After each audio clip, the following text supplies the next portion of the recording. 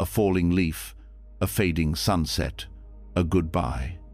All around us, things are changing, and yet we often try to hold on. These Zen and Buddhist stories teach us something different, that impermanence is not a loss, but a gift. In these 3 hours of peaceful wisdom, each tale gently reminds us to accept life as it is. When we stop chasing what cannot stay, we discover something far deeper, peace that doesn't depend on anything. True calm begins when we let go. The monk and the cracked bowl. In a quiet monastery tucked deep in the hills of ancient India, a young monk began his day like any other, simple, silent, and full of devotion. He carried with him a clay bowl, plain in design but rich in meaning. It had been given to him by his teacher when he first joined the order. Though it was not beautiful to look at, it was special to him. Each morning, he used it to collect alms from the nearby village, and over time, it had come to feel like part of him, worn, dependable, and quietly sacred. One cool morning, as the sun was rising behind the distant mountains, he walked barefoot along a familiar path. The air was still, the birds just beginning to stir. But as he crossed a small rocky patch, his foot slipped. In an instant, his bowl fell from his hands and hit the ground with a sharp sound. He knelt to retrieve it, hoping it was unharmed, but a deep crack ran down its side. His heart sank. He stood still, staring at the damage, a quiet storm of grief and guilt rising within him. Later that evening, unable to quiet the sorrow in his chest, the monk brought the cracked bowl to the Buddha. With tears in his eyes, he said, "Master, I have broken what you gave me. I've failed to protect it. It can no longer hold anything." The Buddha looked at the bowl with calm eyes, then gently asked, "Is the bowl empty?" The monk nodded. "Then it is still useful," the Buddha replied. "Everything in this world will one day crack, fade, or fall away. But what makes something valuable is not its outer perfection, it is the space it offers. Even a cracked bowl can hold nourishment. Even a sorrowful heart can hold compassion." The monk looked down at the bowl in his hands, and something shifted. His tears softened. From that day forward, he used the same bowl. Over time, the villagers noticed the golden line where he had carefully repaired the crack. It became a symbol not of brokenness, but of healing. Moral of the story: our flaws do not make us useless. They make us human. Like the cracked bowl, we can still carry meaning. We are not defined by what we've lost, but by how we continue to serve, love, and live despite it. The next story is called Leaves Fall Without Regret. In the heart of a peaceful forest, where autumn painted the trees in gold and fire, a young monk sat beneath a great maple tree. The wind was soft that morning, just enough to stir the leaves loose from their branches. One by one, they floated to the earth, silent and graceful. The monk watched them fall, his heart aching from a recent loss.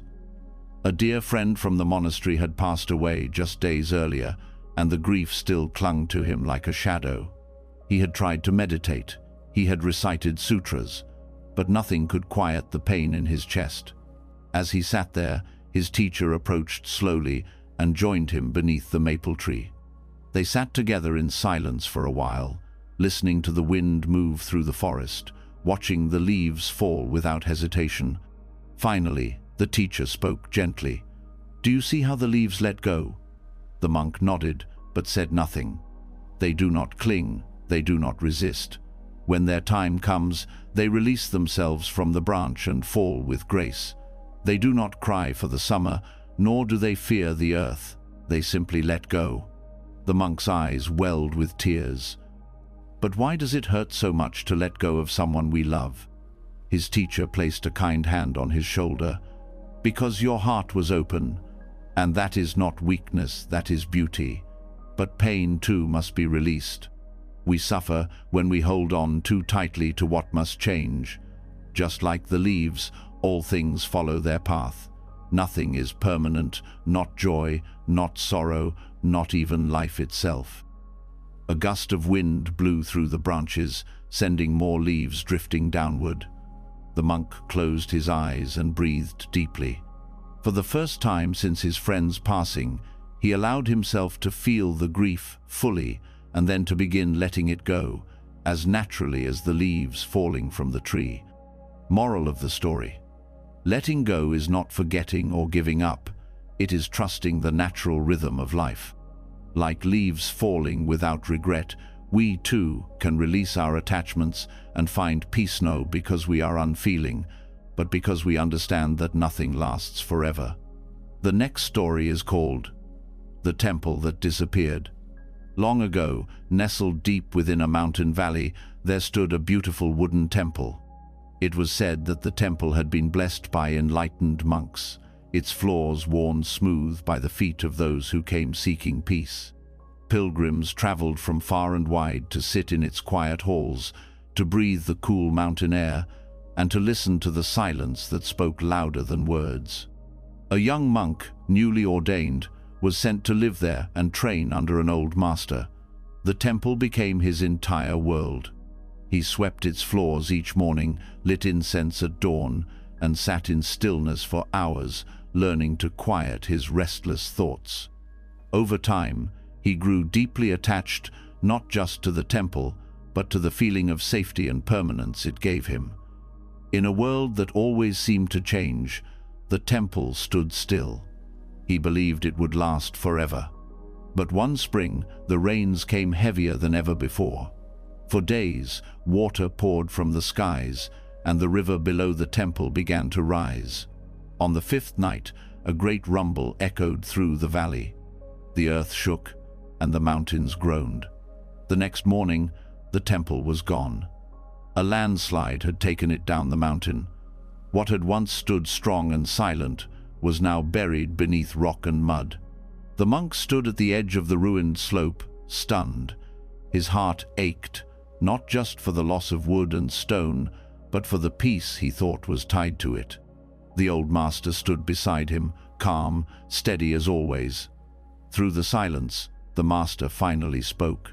"You believed the temple gave you peace, but the temple is gone and you are still here."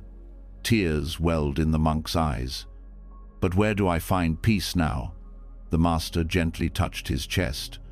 "Where it has always been, the temple only helped you notice what was already inside." The monk closed his eyes. For the first time, he listened not to the wind in the temple rafters, but to the quiet within himself. And in that stillness he understood, nothing we rely on will last. But what we awaken in ourselves can never be taken. Moral of the story: all things we build even, sacred ones can disappear. What remains is the truth we discover in their presence. Real peace doesn't come from the outside.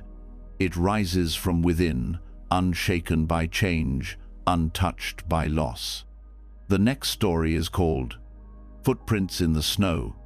In a remote village where winter came early and lingered long, a young monk lived in a quiet monastery surrounded by snow-covered hills. One morning, after a heavy snowfall, he rose before dawn to begin his meditation walk.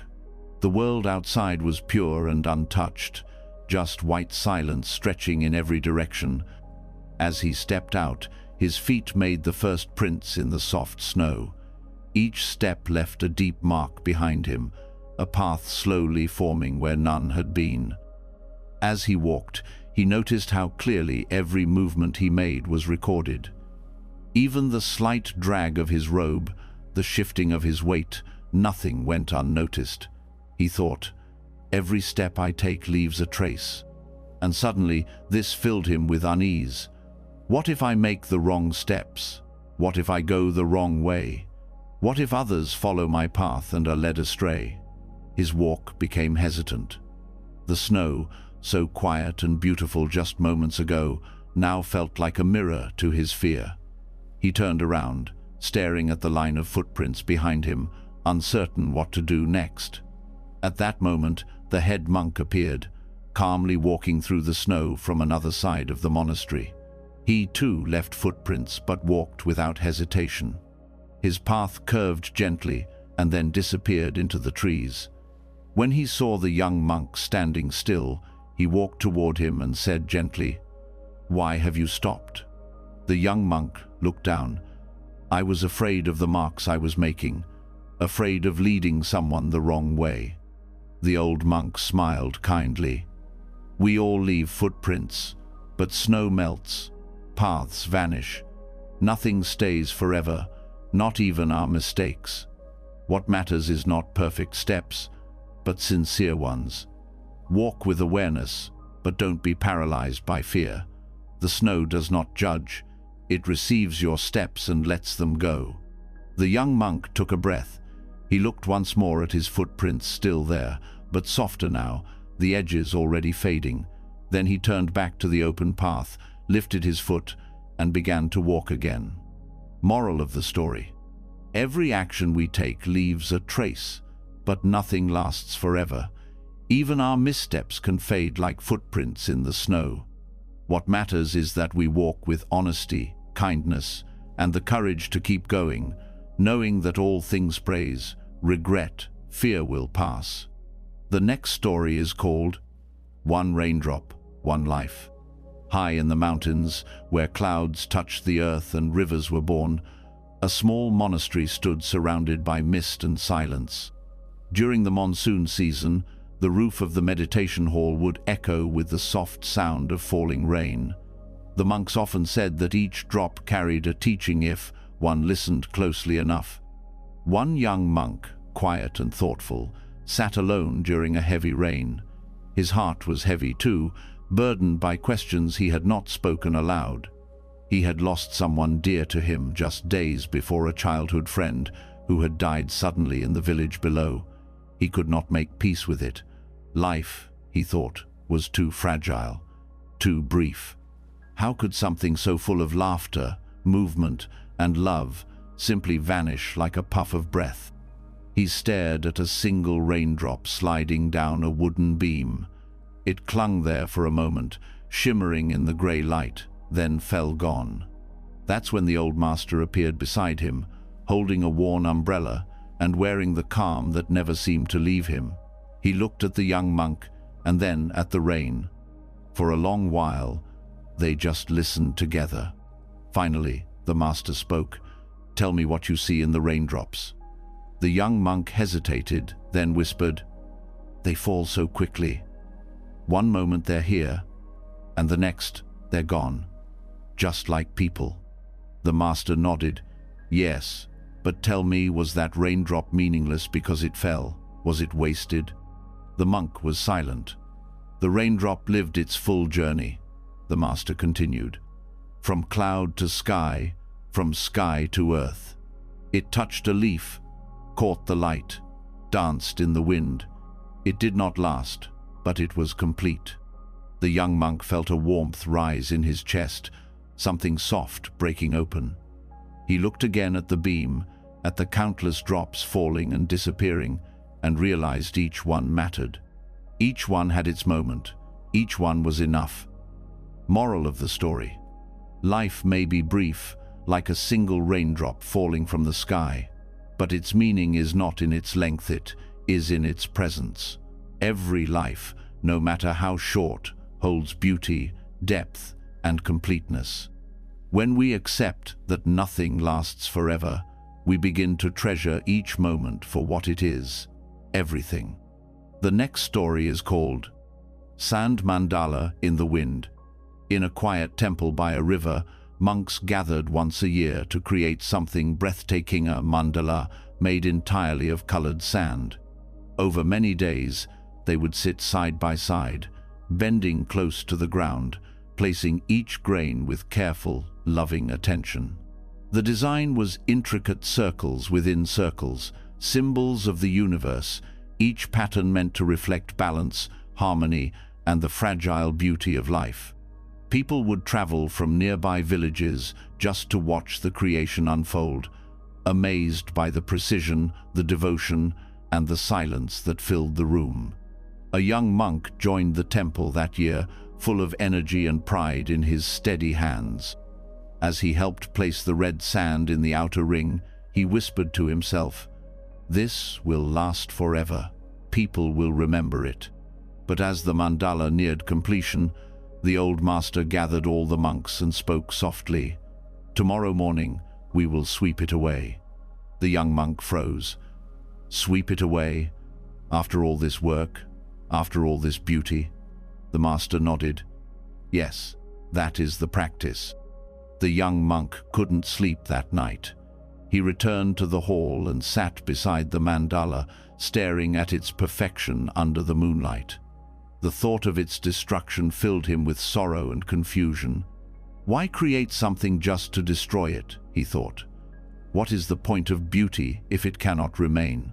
At dawn, the monks stood around the mandala. With one smooth motion, the master took a brush and swept through the center. The colors blurred into each other like rain on a painting. The young monk felt his heart break a little. But then he noticed something. No one else looked sad. In fact, their faces were peaceful, even joyful. Later, the master placed a hand on the young monk's shoulder. What we create is not meant to last. The act of making it is the teaching.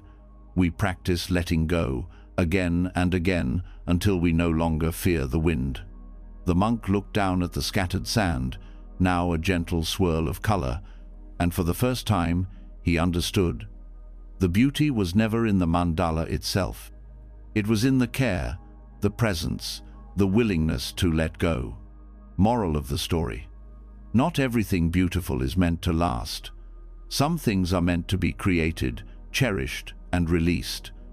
In letting go of what we love, we discover the deepest freedom. The wind takes all things, but peace comes when we stop clinging and trust the moment fully. The next story is called The Cherry Blossoms Lesson. In early spring, the monastery garden would burst into color. Rows of cherry trees bloomed in soft pink waves, their petals fluttering in the breeze like delicate confetti.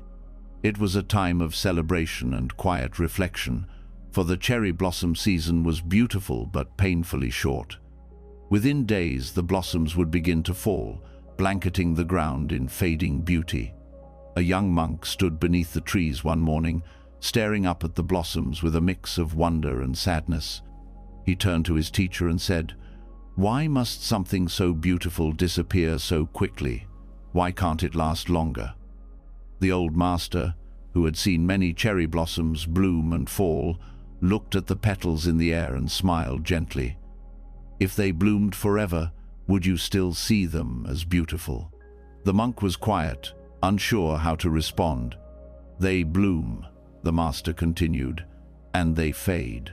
That is their nature. But it is that very impermanence that makes them so precious. If we knew they would be here always, we would stop looking. We would forget how to truly see them." The wind blew softly, and more petals fell, landing silently on the monk's shoulders. For the first time, he didn't brush them away. He let them rest there, light as breath, and watched the trees without trying to hold on to the moment. Later that day, as the petals continued to drift and gather in the corners of the temple garden, the monk returned alone. He sat quietly, no longer wishing for the blossoms to stay. Instead, he felt a deep peace in knowing that beauty, even when brief, leaves a mark that time cannot erase. He understood now. The falling petals were not a loss, but a part of the gift. Moral of the story: what fades is not forgotten. What ends is not wasted. The cherry blossom teaches us that life's most beautiful moments are fleeting, but that is what makes them shine so brightly. Instead of wishing for things to last forever, we can learn to treasure them while they are here and let go when the time comes. The next story is called A Candle in the Storm. One evening, in a remote monastery built along the cliffside, a fierce storm rolled in from the sea. The sky darkened quickly, and heavy winds howled through the narrow mountain paths. The rain came in sheets, lashing against the temple walls and rattling the wooden shutters. Inside, the monks gathered in the main hall for their evening meditation, the only light in the room coming from a single candle placed at the center of the altar. The flame flickered, trembling with each gust that slipped through the cracks in the old stone walls. Yet somehow, it did not go out. A young monk sat cross-legged near the back, his body still but his mind in turmoil. The chaos of the storm outside mirrored the storm inside his own heart. He had been struggling with doubt in himself, in the path, in the teachings. He felt overwhelmed, like everything he believed in could be blown away at any moment, just like that small candle flame. As the wind howled louder, he turned his gaze toward the flame. It danced and leaned, quivered and bent, but it did not vanish. It burned on, fragile but steady. After the session, he approached the master and confessed, "I feel like I'm losing my way. I'm trying so hard, but my mind is full of fear. I feel like that candle, small, weak, ready to be put out at any time." The master looked at him, and then at the candle. It was still burning. He said, "Do you know why that flame hasn't gone out?" The monk shook his head. "Because it is sheltered, not by walls or glass, but by awareness. The monks who sat here did not ignore the wind, they breathed with it. They did not panic, they stayed present. That presence is what protects the flame." The young monk stood in silence, his eyes on the little light. And then the master added, "You are not the storm, you are the flame.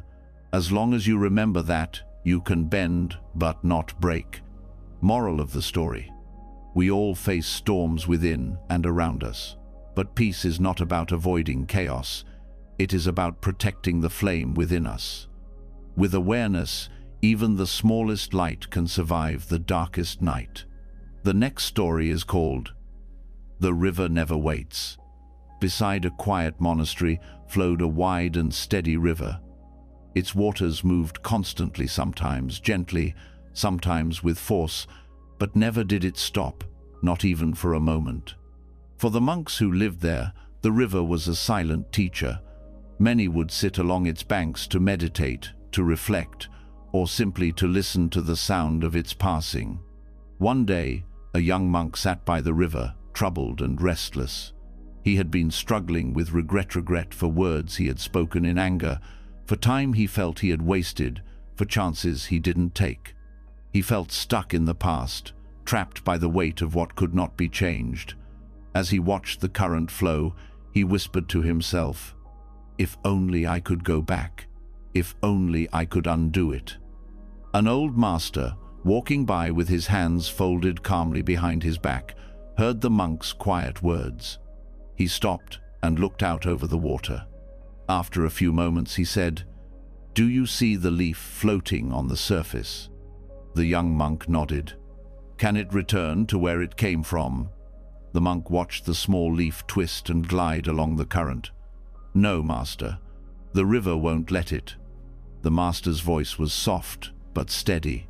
"The river never waits. It does not flow backward. And yet, it carries everything it touches forward, without force, without resistance. We are like that leaf. Regret keeps trying to swim upstream, but life will not stop for it. Let it go, and you will move with the current, not against it." The monk looked down at his hands. The river flowed on, uncaring of past mistakes, unbothered by what had been lost. For the first time, he didn't feel the need to fight the feeling. He simply let it move through him, like the river moved through the valley. In that still moment, he felt the weight of regret begin to loosen. Moral of the story: life, like the river, flows forward, never back. Regret tries to hold us in the past, but peace lives in the present. When we stop trying to undo what cannot be undone, we begin to move again. Let go, and the river of life will carry you to where you need to be. The next story is called The Silent Thunderclap. In the hills of northern India, where the air was crisp and the sky stretched wide and unbroken, there lived an old Zen master known for teaching without words. His monastery was small and quiet, built from stone and wood, nestled beside a lake, so still it mirrored the sky. Disciples came from far away to learn from him, yet often left confused, because the master spoke very little. Days would pass with no teachings, no sermons, only silence, broken by the sound of wind, footsteps, or the occasional bird. One afternoon, a young seeker arrived impatient, full of questions. He had studied many sutras, memorized countless teachings, and practiced long hours in meditation, but still he felt lost inside. He believed the master held some secret, some final answer that would bring him peace. When he arrived, the master welcomed him with a nod and offered him a place to stay. For several days, the young seeker waited. He sat in the meditation hall, watched the master move through his daily routines, and hoped for a moment of wisdom, a powerful teaching, something loud, clear, and life-changing. But no words came. On the 5th day, unable to bear the silence, the young seeker stood before the master and cried out, "Why won't you teach me? I came all this way. I'm ready. Speak to me. Tell me what I need to hear." The master looked up slowly. Then he stood, walked to the open window, and pointed to the sky. The seeker turned. Dark clouds had gathered without notice. The wind had fallen still, and then lightning flashed across the sky, followed by a thunderclap so deep and sudden it shook the very ground beneath them. But the master did not flinch. He turned to the seeker and said, calmly and clearly, "That is the sound you are looking for." The seeker stood frozen. The thunder still echoed in his chest, but the power was not in the noise. It was in the silence that came before it, and the stillness that followed. Moral of the story: not all teachings come in words. Some truths arrive like thunder, sudden and silent, shaking us from within. Real understanding does not always shout.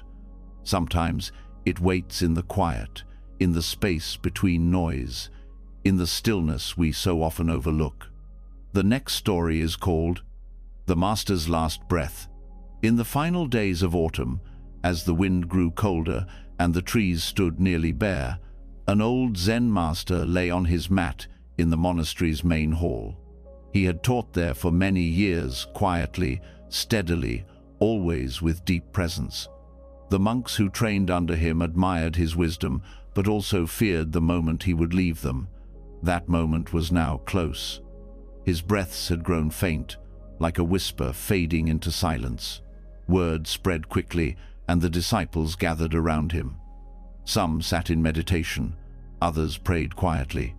But one young monk, who had only recently arrived, stood apart. His heart was full of questions, and none more pressing than one: what happens when he's gone? He stepped forward and knelt beside the master, his voice trembling. "Master, you have taught us so much, but how do we continue without you? What do we hold on to when you are no longer here?" The old master opened his eyes slowly. His gaze was still calm, still clear. He did not speak right away. Instead, he raised one hand and gently pointed to the space between them. Then he whispered, "Do you feel this breath?" The young monk leaned closer. "Yes, master.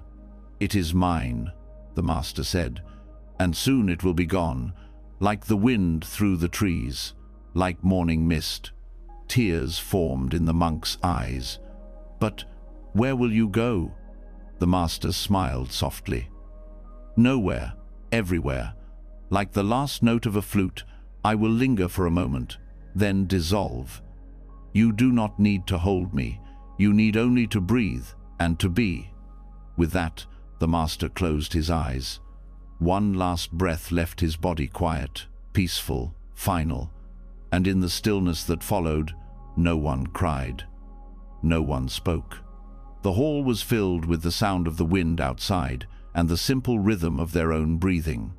The young monk sat for a long time, hand on his chest, feeling each breath come and go, like waves, and he understood his teacher had not left. He had simply become part of everything. Moral of the story: nothing lasts, not even those we love, but their presence never truly leaves. In every breath we take, in every step we walk mindfully, they remain. Letting go is not the end, it is the beginning of seeing what was always beyond the form. The next story is called Echoes Fade in the Valley. In a deep valley surrounded by mist-covered mountains, there was a temple built along the slope where sound traveled far and silence held meaning. A narrow trail wound from the temple down to a wide river where monks would often walk in the early morning to gather water or reflect in solitude. One such morning, a young monk named Dawa made the journey alone. The air was cold and the sky still pale with dawn. As he walked, his thoughts grew loud. He was upset by a harsh word from another monk the night before. Though the words were few, they echoed in his mind endlessly. He replayed them over and over, his chest tight with anger and shame. Why did he say that to me? What did I do wrong, he thought. The more he remembered it, the more it hurt. When he reached the river, he shouted out in frustration, "Why do you hate me?" To his surprise, his voice bounced back from the mountains. "Why do you hate me?" Startled, he shouted again, "I don't hate anyone." The voice returned, "I don't hate anyone." He stood there, confused and breathless. Then, behind him, he heard the slow steps of the old master, who had followed at a distance. The master smiled gently and said, "That is the echo of the valley.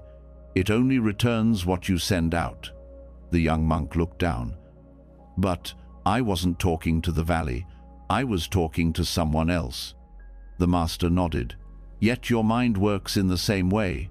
When we hold on to words spoken in anger, we keep hearing them. Not because they are still being said, but because we keep shouting them inwardly again and again. Let them go, and the echo will fade." Dawa looked back across the valley. It was still again, quiet. The echo had vanished. Only the river flowed. Only the wind moved in the trees. In that moment, he understood. The pain he carried wasn't in the words themselves, but in how he kept holding on to them. Moral of the story: what echoes in the mind is what we refuse to release. Just like sound in a valley, hurtful thoughts linger when we keep repeating them. When we let go, the echoes fade, and peace returns not from outside, but from within. The next story is called Clouds Over the Mountain Temple. At the top of a high mountain stood an ancient temple, hidden among pine trees and surrounded by endless sky. The temple was known not for its gold or statues, but for its silence so deep one could hear their own thoughts soften. It was a place where monks came to understand themselves, to watch the world without grasping, and to listen to the lessons that cannot be spoken. One young monk lived there, devoted and thoughtful, but his heart was often clouded by emotion. Some days he felt hopeful and full of joy, other days anxious and afraid. His moods rose and fell like the wind, and he couldn't find steady ground. No matter how hard he meditated, peace seemed to slip through his fingers. One afternoon, a thick fog rolled up the mountainside. Within minutes, the view from the temple vanished. The forests below, the horizon, even the steps in front of him disappeared into mist. The young monk stared into the whiteness and felt uneasy. He turned to the old master, who stood quietly nearby, and said, "Master, the clouds have hidden everything. It's like the world is gone." The master smiled gently. "But is the world really gone?" The monk hesitated. "No, it's still there, I just can't see it." The master nodded.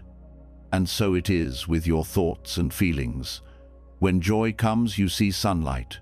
When fear arrives, clouds roll in, but the mountain remains, the sky remains. You are that sky. Emotions pass through, but they do not define you." The monk looked out into the fog again. For a moment, he still felt uncertain. But then, he imagined the forests below, unchanged. The mountains in the distance, still standing. The world had not disappeared. It had only been covered for a while. He breathed deeply, letting his worry rise like mist and slowly fade. Moral of the story: feelings come and go, like clouds passing through the sky.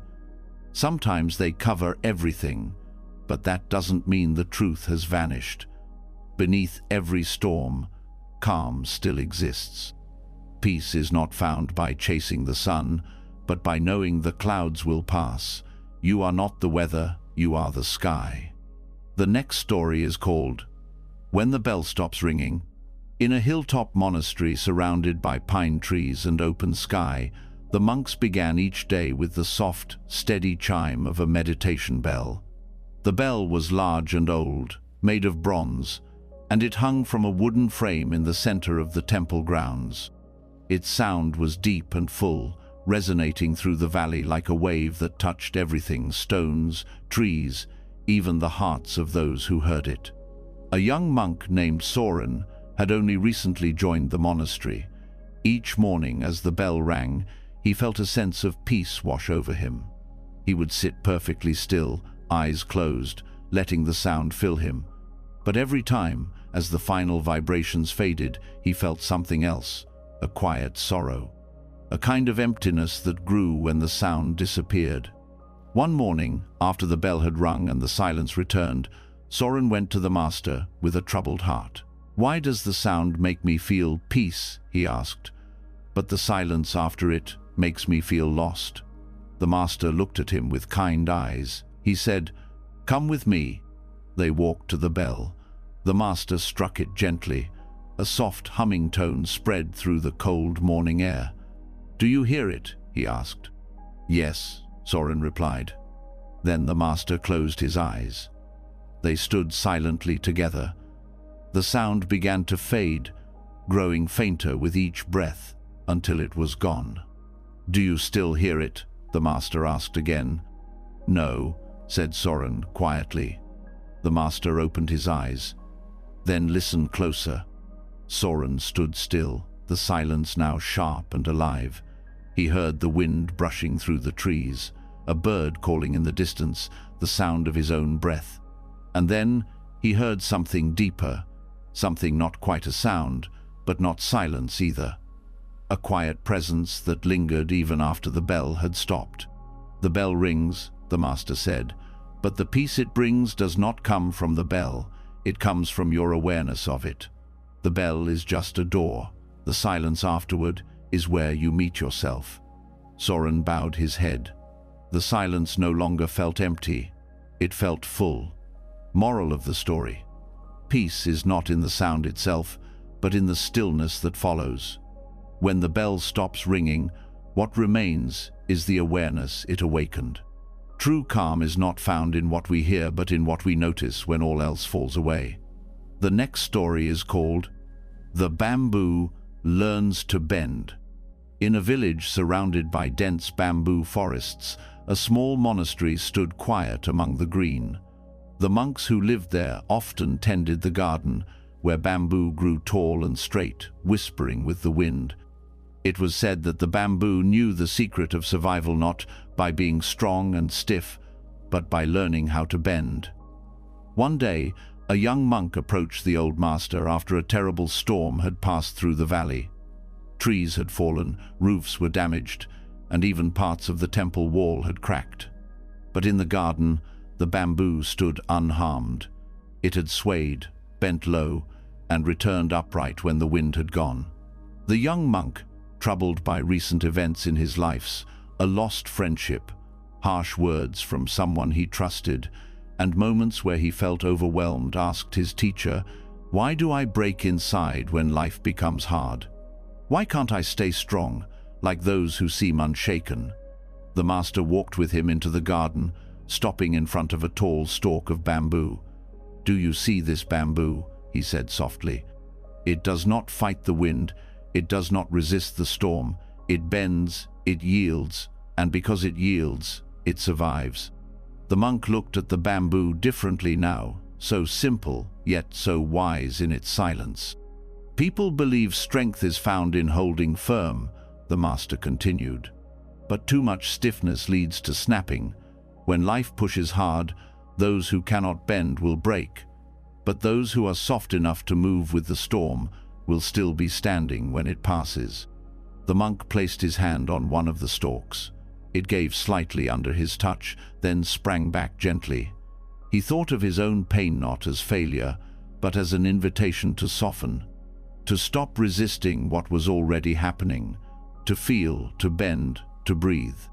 And in that moment, he understood, peace wasn't about being untouched by the world. It was about not being destroyed by it. Moral of the story: real strength is not in never falling, it's in rising again. Like bamboo, we survive by bending, not breaking. When we stop resisting and start flowing with life's storms, we find the quiet power that lives in acceptance, not control. The next story is called The Teacup That Shattered.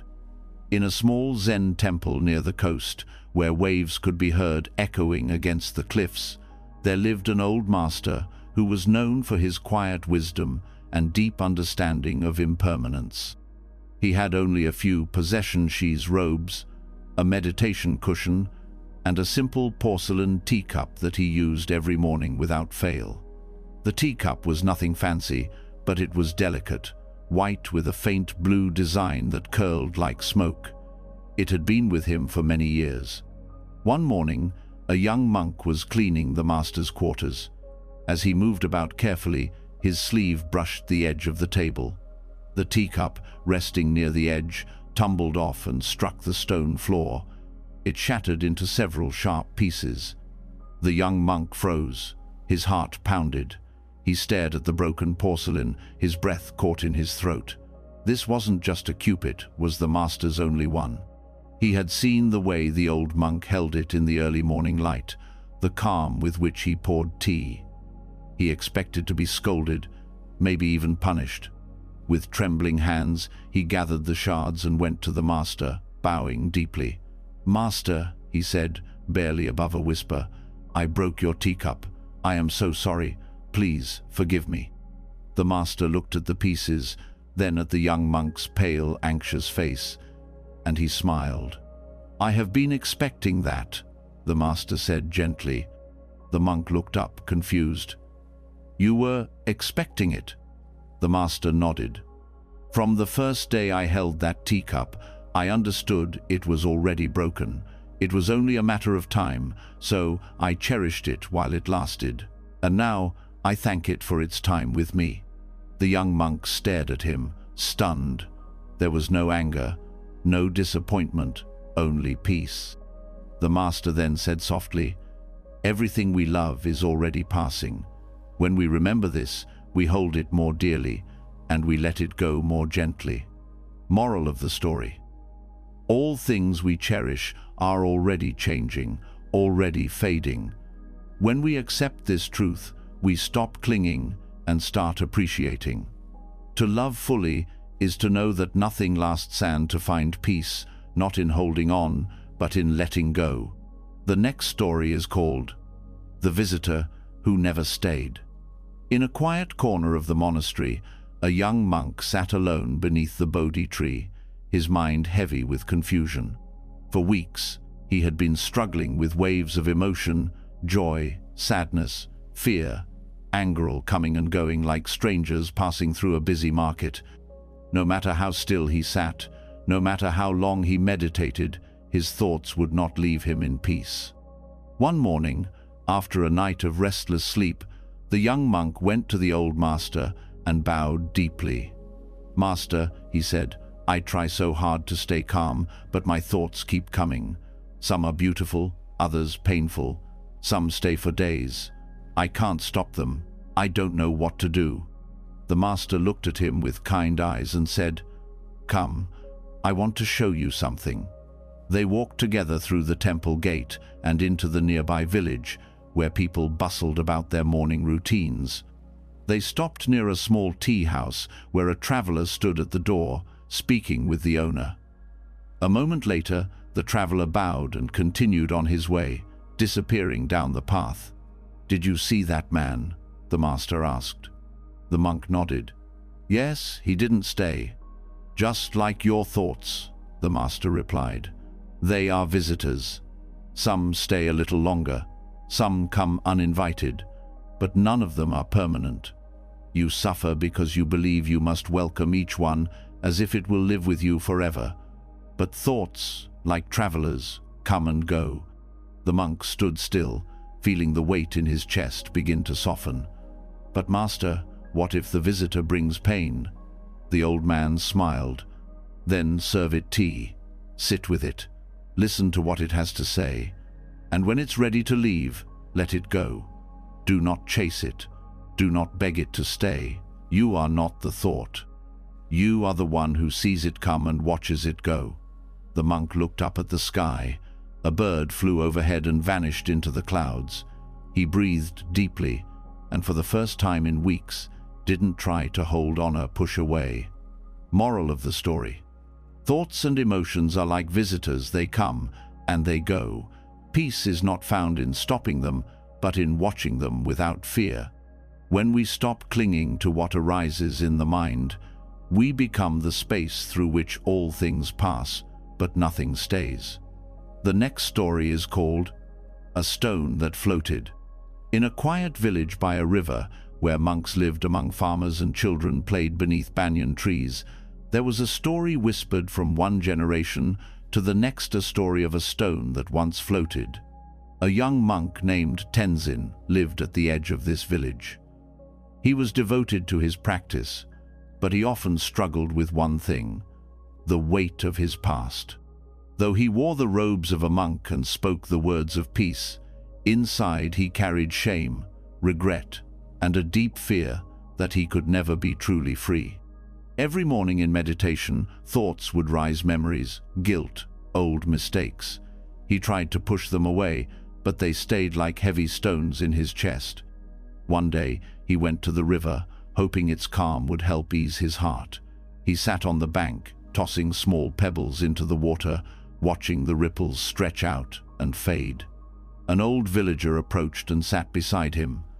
After a few moments, the old man spoke. "They say a stone once floated here." Tenzin looked at him, puzzled. "Stones don't float." The old man nodded. "Exactly. But one day, a master came and stood by this river.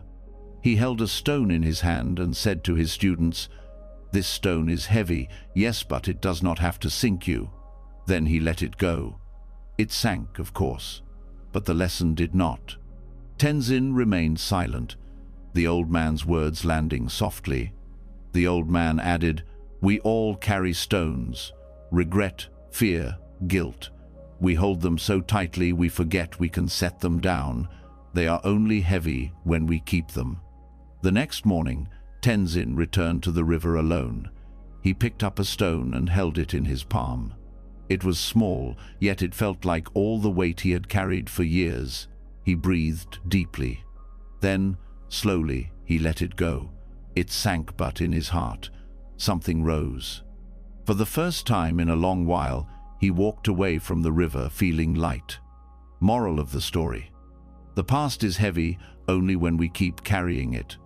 Like a stone in the hand, guilt and regret weigh us down, but when we let go, we rise.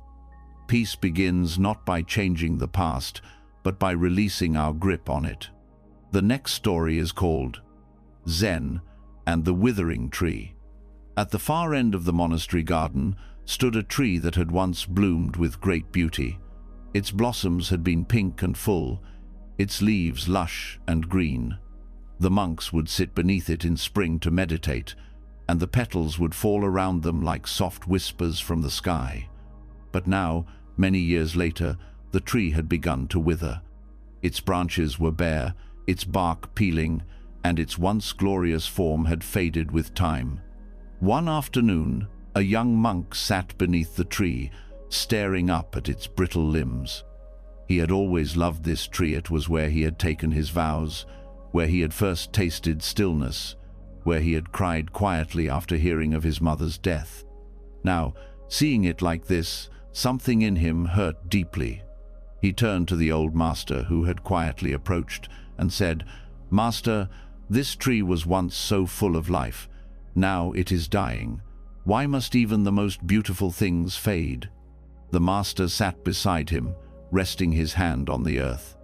"Because fading is part of the beauty," he said gently. "If the tree stayed in bloom forever, we would stop seeing it. We would forget to be grateful." The young monk's voice trembled. "But I don't want it to die. I don't want anything to change." The master nodded slowly. "I understand. But Zen does not ask us to freeze time. It teaches us to be present with what is blossom or bare branch, gain or loss. The tree is not only beautiful in bloom. It is beautiful now because it is real, because it is honest. Even in its fading, it teaches us to let go." A single dry leaf, curled and brown, floated down and landed between them. The master picked it up and placed it in the monk's hand. "Hold it," he said, "and remember, everything that lives must change. We do not suffer because things fade. We suffer because we expect them not to." The monk looked at the leaf. It was fragile, imperfect, and in that moment, utterly sacred. Moral of the story: change is not the enemy. It is the nature of all things. Even in withering, there is wisdom. When we stop clinging to how things used to be, we start to see the beauty of how things are. Peace is not in holding on, but in letting go with open eyes and an open heart. The next story is called "The Smile That Changed Nothing." In a crowded marketplace near the gates of an ancient city, noise and motion filled every corner. Vendors shouted, carts creaked, children ran barefoot through narrow lanes. Among the chaos, a wandering monk passed quietly, his steps steady, his eyes calm. His robe was dusty, his bowl empty, and yet on his face was a gentle, unshaken smile. People noticed him, though he said nothing. Some stared, a few whispered. One man, standing by a stall of ripe oranges, scoffed aloud, "Why are you smiling like that? You're just another beggar." The monk turned and met his eyes with warmth. He said softly, "I smile because I am here." The man frowned. "That's it? You're not enlightened, not joyful, just here?" The monk nodded. "Yes." The man threw up his hands and walked away, muttering, "What a waste of a smile." Later, a young boy approached the monk. He had seen the whole exchange and was curious. "That man was mean to you," the boy said. "Why didn't you stop smiling?" The monk crouched beside him and said, "Do you know the sky?" The boy nodded. "Does the sky stop being the sky when someone complains about the weather?" "No," the boy replied. "Then why should I stop being peaceful just because someone else is angry?" The boy thought for a moment. "But your smile didn't change anything." He still walked away upset. The monk gently placed his hand on the boy's shoulder. "Not all smiles are meant to fix. Some are just meant to be. Not to change the world, but to stop the world from changing you." The boy nodded slowly, and though he didn't understand everything, he remembered the monk's eyes clear, kind, unmoved. The monk continued on his way, his smile still present. The world didn't pause. The noise didn't quiet. The people didn't cheer. Nothing around him changed. But he remained unchanged too. Moral of the story: not all peace is loud, and not every act must change the world. Sometimes the greatest strength is staying kind in an unkind moment. A true smile doesn't need to fix anything, it only needs to be real. And that too is enough. The next story is called "One Day, No Trace." At the edge of the monastery grounds, beyond the stone path and rows of lanterns, there was a quiet patch of earth where monks would practice walking meditation. Each morning, they would walk slowly, barefoot, in silent zone, foot after the other, breathing in, breathing out, leaving soft impressions in the damp soil. A young monk had become deeply attached to this daily ritual. He would rise early just to be the first to walk the path, watching his footprints form behind him. There was something comforting in seeing the mark. He left a small proof that he had been there, that his presence mattered. But one morning, after a night of soft rain, the monk returned to the path to find it wiped clean. No sign of his footprints from the day before remained. The earth was smooth, as if no one had ever walked there at all. His heart sank with quiet sadness. Later, during morning tea, he sat beside the old master and whispered, "Master, I leave my steps with care, but today they are gone, just like that. One day, no trace. It feels like nothing I do lasts." The master looked at him with kind eyes and said, "Tell me, did the walking help your mind find stillness yesterday?" "Yes," the monk said. "And today will you walk again?" "Yes," he replied softly. The master smiled. "Then what you did still lives, even if the footprints are gone. In the world of Zen, nothing is held and nothing is wasted. Our actions do not need to be remembered to be meaningful. They shape us even when they vanish." The young monk nodded slowly. As the day passed, he returned to the path not to leave a mark, but simply to walk. The wind moved through the trees, and the earth was soft beneath his feet. He walked without needing proof, without needing to be remembered. Just present. Moral of the story: not everything we do leaves a visible trace, but that does not mean it is meaningless. Some of the most powerful acts vanish like footsteps in rain, yet they shape our spirit, our peace, and the world around us. Meaning is not in being remembered, but in being fully present. The next story is called A Butterfly on the Grave. In a small, windswept village, nestled between rolling hills and old trees, a young woman came to the temple carrying sorrow in her chest. Her father had passed just days before, and she had not spoken a word since. She held her grief tightly, as if loosening her grip might dishonor his memory. Every tear she shed felt like betrayal. She believed that to let go of pain was to let go of him. The old monk who greeted her said nothing. He led her quietly to the temple garden, where wildflowers grew in tangled harmony, and the air smelled of damp earth and incense. There, he pointed to a small stone path that led to the cemetery behind the temple. She followed it with slow steps until she reached her father's simple grave, just a smooth stone with his name resting in the soil. She knelt. Her hands trembled. The words she wanted to say wouldn't come, only silence. And then movement. A butterfly landed gently on the edge of the grave. Its wings were white with flecks of gold, delicate and still. It rested for a long moment, completely unafraid, as if the stone beneath it were not a place of endings, but of quiet beginnings. The young woman stared at it, breath caught in her chest. Her tears, which she had held back for so long, finally fell. The monk, now standing behind her, said softly, "You see, even sorrow has wings." She turned to him, her voice barely a whisper. "Why does it still hurt so much?" "Because you love deeply," he replied. "But pain is not proof of love. Love is not heavy. It's like the butterfly, light enough to land, gentle enough to leave. The ones we lose are not lost. They become part of the wind, the sky, the silence. When you stop clutching the pain, you will feel them in softer ways." The butterfly rose then, lifted by a quiet breeze. It circled once in the air, then disappeared into the light. The young woman smiled through her tears, not because the pain was gone, but because, for the first time, it didn't have to stay. Moral of the story: grief is not a prison we must live in forever. It is a path we walk through, and one day gently we are allowed to leave. When we let go of pain, we do not let go of love. We give it room to become something lighter, something that can fly. The next story is called Gone Before the Rain. In a small village near the forest, the air had grown thick and heavy with the promise of rain. The sky hung low, dark clouds rolling in over the hills like waves of silence.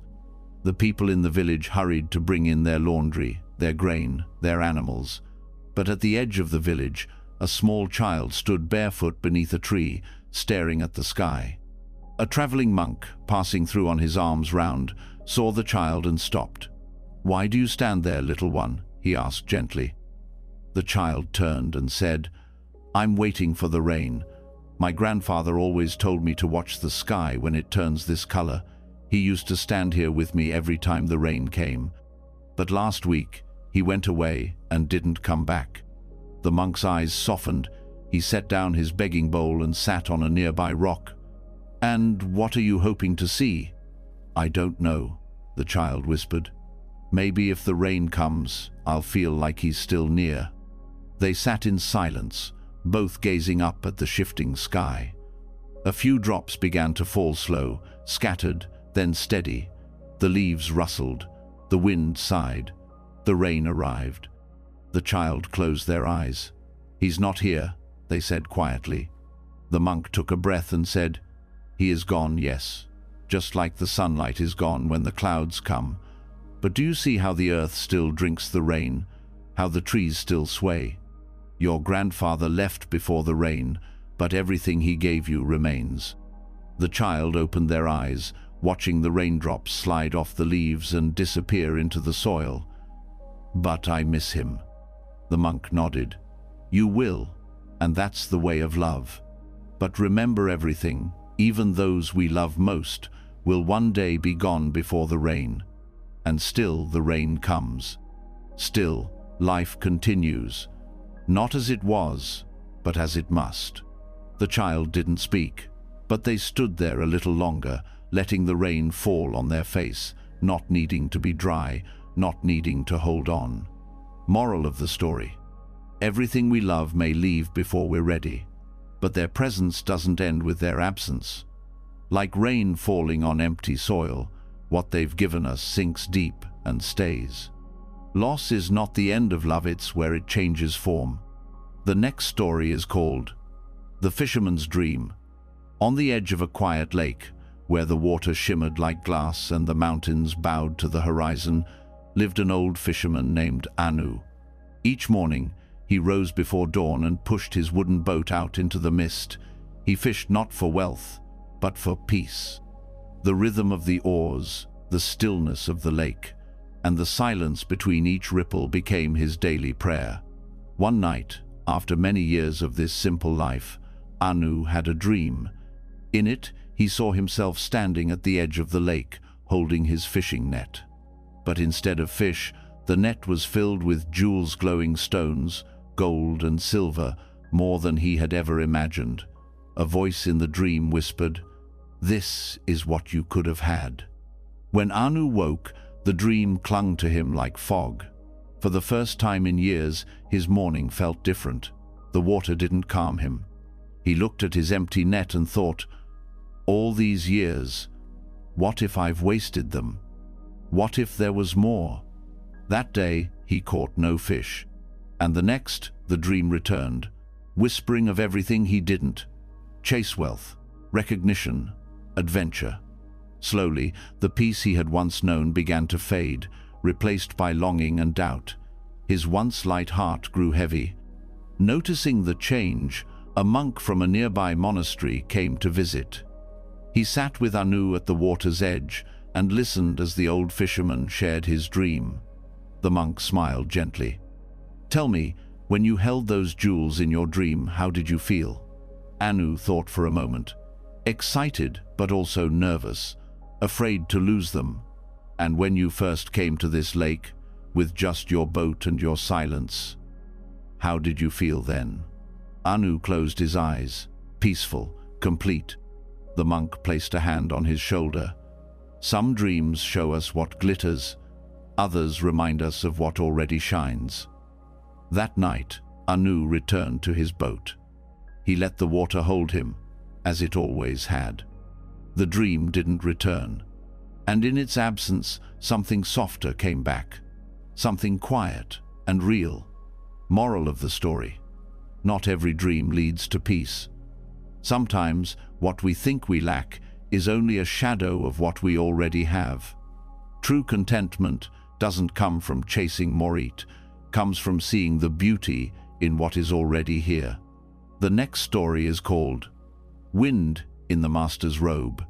In the highlands, where the air was thin and the sky seemed close enough to touch, an old Zen master walked slowly along a mountain path. His robe fluttered with each breeze, long and faded with age, but graceful like a flag carried by time.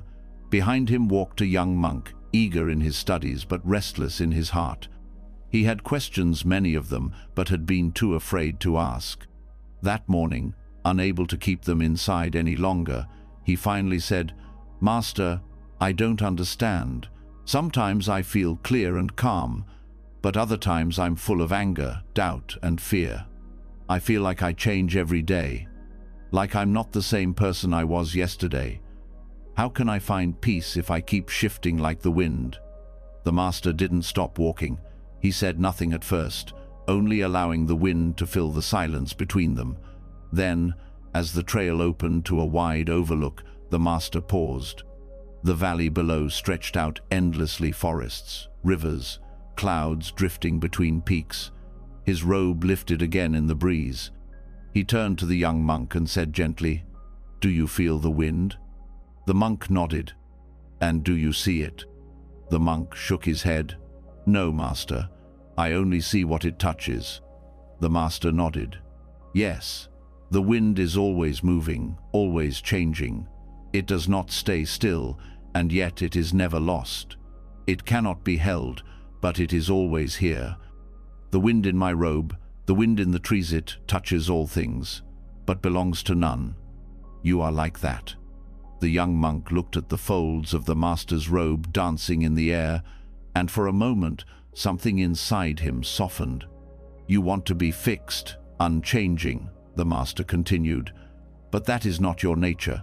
Peace does not come from being still like a stone.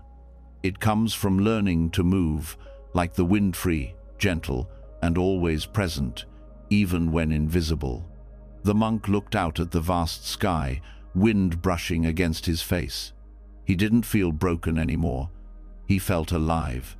Moral of the story: you are not meant to be one thing forever. Like the wind, your thoughts, feelings, and self will change. Peace isn't in holding still, it's in moving freely, accepting each moment as it is. The wind does not fear where it's going, and neither should you. The next story is called The Gate Without Hinges. High atop a steep mountain trail, beyond the reach of most travelers, stood a weathered gate, simple, wooden, and old, but it had no hinges, no doors to open or close. It stood alone, framing the vast sky behind it. Many who passed through the mountains paused at this strange sight, wondering what it meant. To some, it was just an abandoned relic. To others, it was a mystery they couldn't understand. At a nearby monastery carved into the cliffs, a young monk asked his teacher about the gate. "Why is it there?" he asked. "It doesn't open, it doesn't protect anything, it leads nowhere." The old master smiled. "Then why do you still see it as a gate?" The monk blinked, unsure how to answer. That afternoon, the master took him to the gate. They stood before it, the wind rustling through the pines around them. The frame cast a long shadow on the stone path, and through it the sky stretched out open, clear, endless.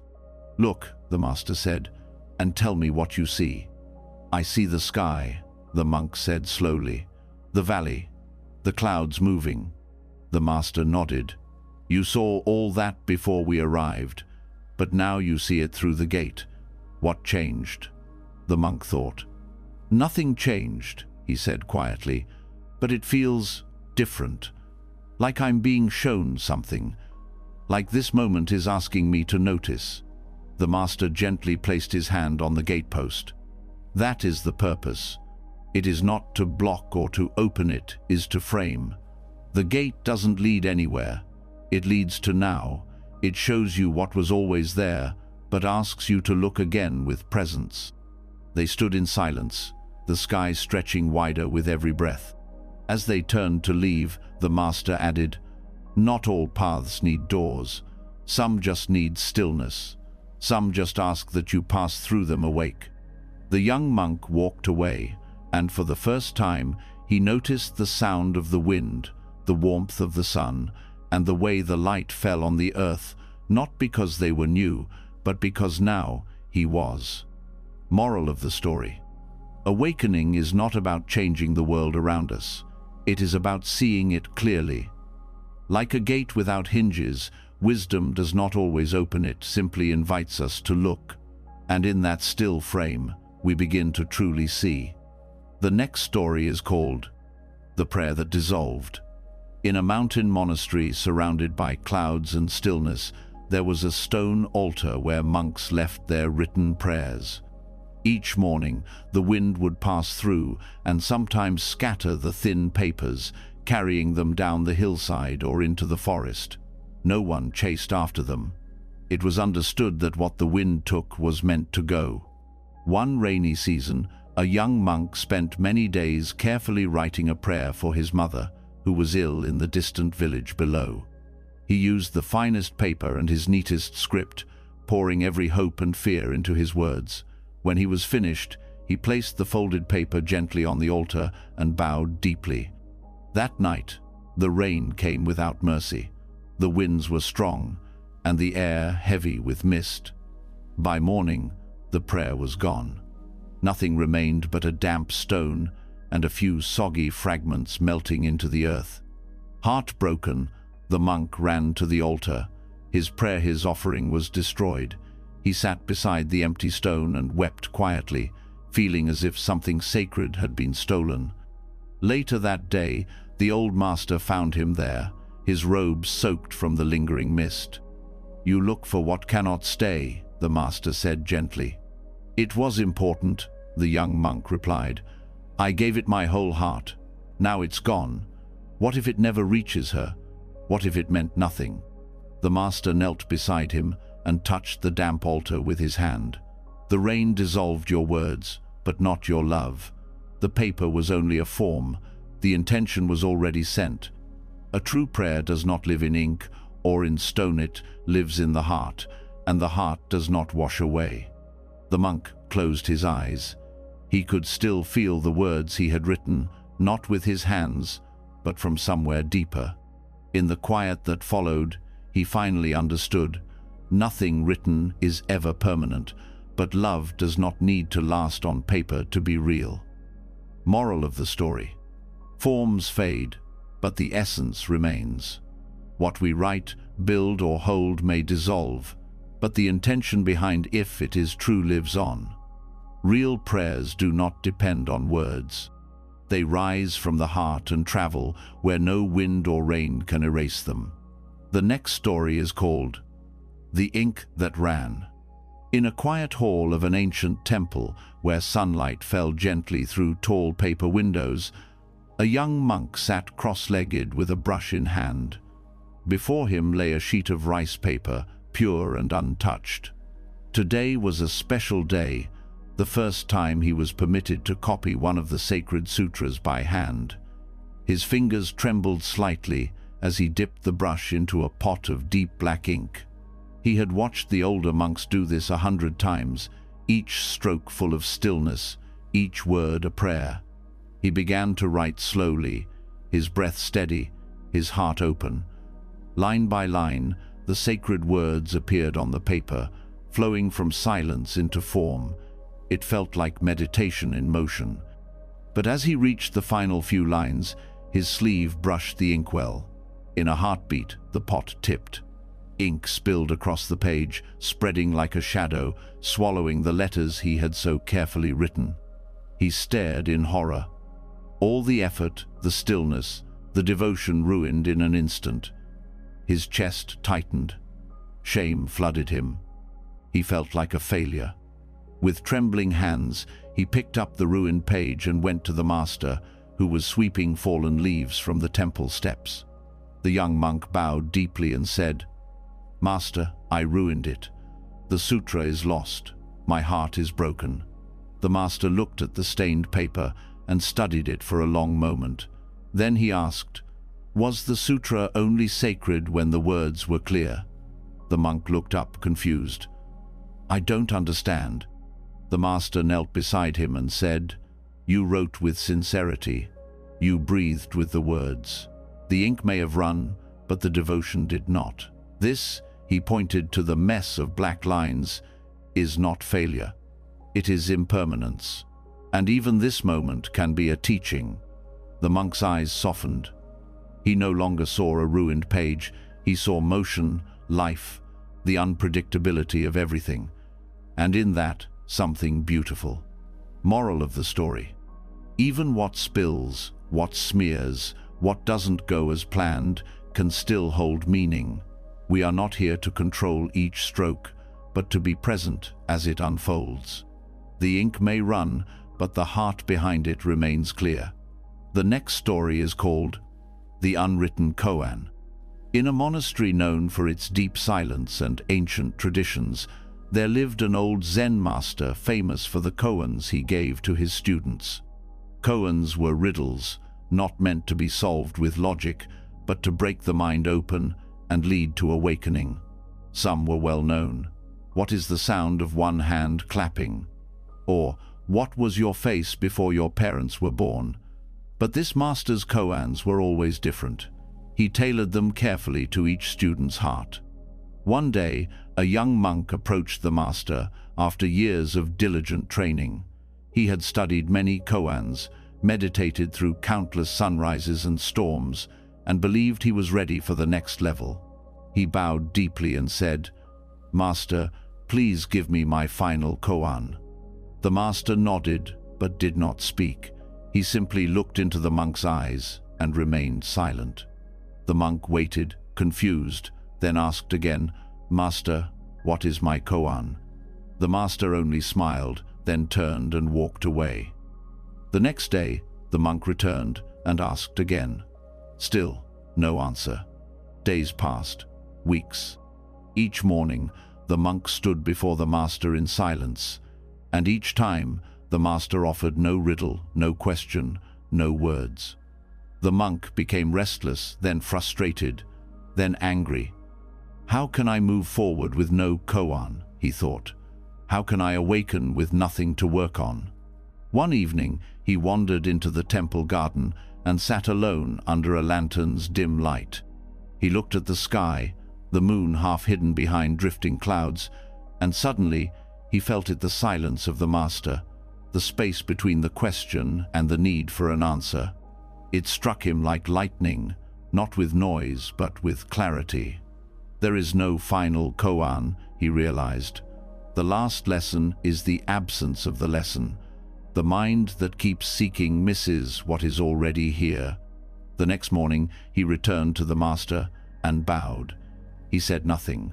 The master smiled and said nothing in return. Moral of the story: sometimes the greatest truths come in the form of nothing at all. The mind craves answers, but awakening often comes when we let go of the question itself. In silence, the deepest koans are revealed not through words, but through presence. The next story is called Petals on a Stream. In the heart of spring, when the cherry trees bloomed in soft clouds of pink and white, the temple garden came alive. The air was fragrant, warm with new beginnings. One morning, a young monk named Haru sat beside a narrow stream that ran through the edge of the temple grounds. The water was gentle, its surface glinting with sunlight. Cherry blossom petals floated by, drifting slowly, carried by the current. Haru watched in silence, but his heart was restless. He had recently suffered the end of a close friendship. Someone he had trained with for years had chosen to leave the temple and follow another path. They had shared dreams, long meditations, quiet laughter in the rain. Now, all of that felt like a page torn from a book he wasn't ready to stop reading. He picked up a fallen petal and held it gently in his palm. It was beautiful, fragile, still holding the scent of the tree. He wanted to keep it, to press it between pages, to make it stay. His teacher appeared beside him, unnoticed until he spoke. "Why don't you let it go?" Haru looked up. "Because if I do, it's gone." The teacher knelt and picked up another petal from the grass. Without a word, he placed it on the surface of the stream. Together they watched it float, gliding gently with the flow, spinning once, then continuing on its path until it disappeared around a bend. The teacher said, "Holding makes us feel secure, but it also keeps us from seeing the beauty of release. The petal is not lost when it floats away. It becomes part of the stream." Haru looked at the petal in his hand. Slowly, with a trembling breath, he placed it on the water. It drifted softly, joining the others. He didn't feel relief knot at first, but he felt honesty. And with honesty came peace. Moral of the story: letting go is not forgetting. It is trusting that what was beautiful can still live beyond our hands. Like petals on a stream, moments and people pass through our lives. We do not lose them by releasing them, we honor them by letting them flow. The next story is called The Laughing Corpse. In a remote village surrounded by forest, there lived a wandering monk known for his strange ways and sudden laughter. He would meditate under trees, speak in riddles, and laugh without warning, even in moments that others found solemn or sorrowful.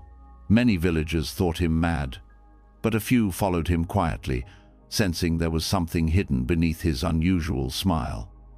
One day, word spread that the monk had died during meditation beneath his favorite fig tree. The villagers gathered, unsure what to do. As custom demanded, they prepared to cremate his body at sunset. But when they gently lifted him, something unexpected happened. His robe shifted, and a small note fell from his folded hands.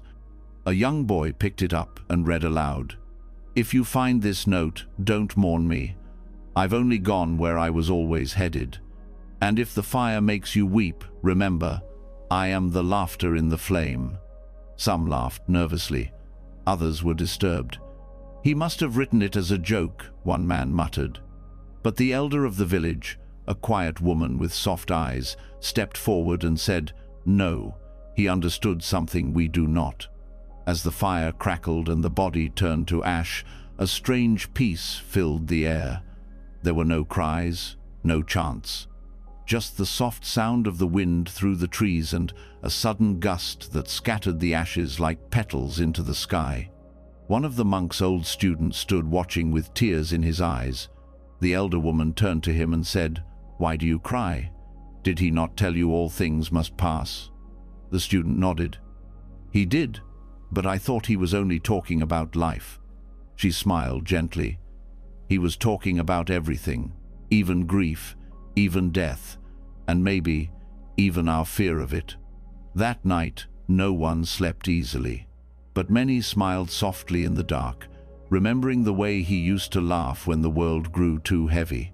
Moral of the story: death is not the end, and it is not the enemy. It is part of the rhythm, like the pause in a song. Those who understand impermanence do not fear the final moment. They meet it with peace, even with laughter.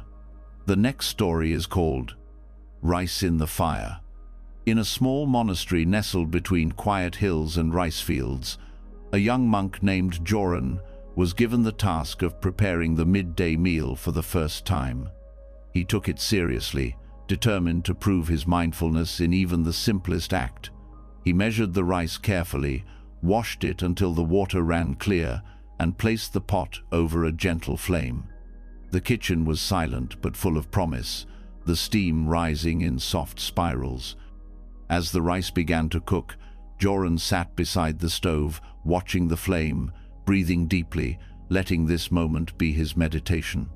But as time passed, his thoughts began to drift first to the chores he hadn't finished, then to a conversation he regretted, and then to a future he hadn't yet shaped. His stillness broke. He stood up to check on something outside, just for a moment. When he returned, smoke was curling from the pot. He rushed forward, lifting the lid. The rice at the bottom had burned dark, bitter, ruined. The smell filled the kitchen like failure. Panicked, he tried to salvage what he could, scooping out the top layer, but it was too late. The scent of charred rice had spread through the room. The meal was lost. His shoulders sank. He felt small, ashamed. Later, the old master entered. He looked at the pot, then at Joran, who stood frozen like a child waiting for punishment. "I ruined it," Joran whispered. "I failed the practice." The master picked up a small spoon and tasted the rice. He chewed slowly, smiled gently, and said, "It's only rice." Joran blinked. "But I burned it. I was supposed to stay present. I left the fire." The master nodded. "And now you know what happens when the mind leaves the moment. This too is practice. Not perfection, but seeing clearly. Sometimes the most valuable lessons come not from doing it right, but from watching something burn." Joran lowered his head and smiled just a little. Moral of the story: not every mistake is a failure. When we burn the rice, miss a moment, or lose our way, we are still learning. Even in the fire, there is teaching. Awareness begins not with being perfect, but with returning gently to what is here. The next story is called The Color of Emptiness. In a temple carved into the side of a pale mountain, a young monk spent his days studying the ancient teachings of emptiness. He read the sutras, memorized verses, and recited them to the sound of the temple bell. Yet something within him remained unsettled. The words made sense in his mind, but his heart still clung to things, memories, desires, fears. He wanted to understand emptiness, not just as a teaching, but as truth. One afternoon, while painting in the meditation hall, he struggled with a scroll. He had been asked to create a piece representing emptiness. But no matter how he tried, the painting felt lifeless.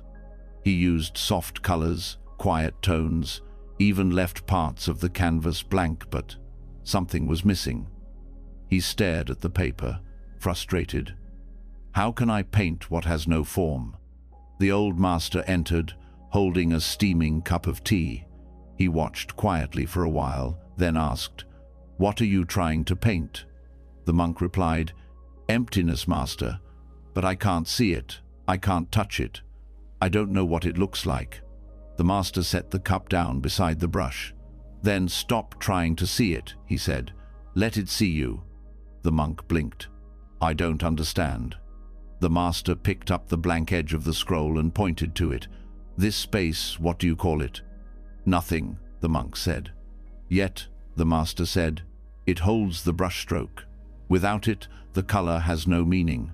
Without silence, sound has no place to rest.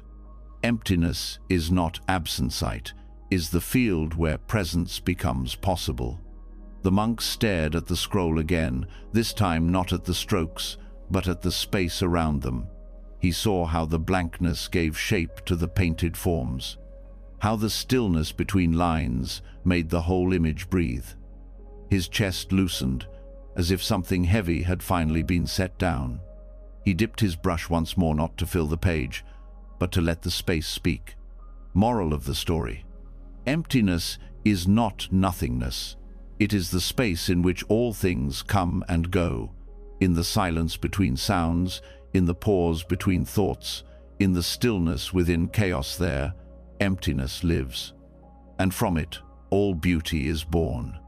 The next story is called The Girl Who Saw Tomorrow. In a mountain village veiled often by mist, there lived a young girl named Amara, who was said to have a gift. People whispered that she could see tomorrow. Villagers would visit her cottage with anxious eyes, asking questions about their future's marriage, fortune, illness, death. She would listen, look into the flame of her oil lamp, and offer quiet answers. Some walked away smiling, others left with heavy hearts. But they always believed her, because somehow her words often came true.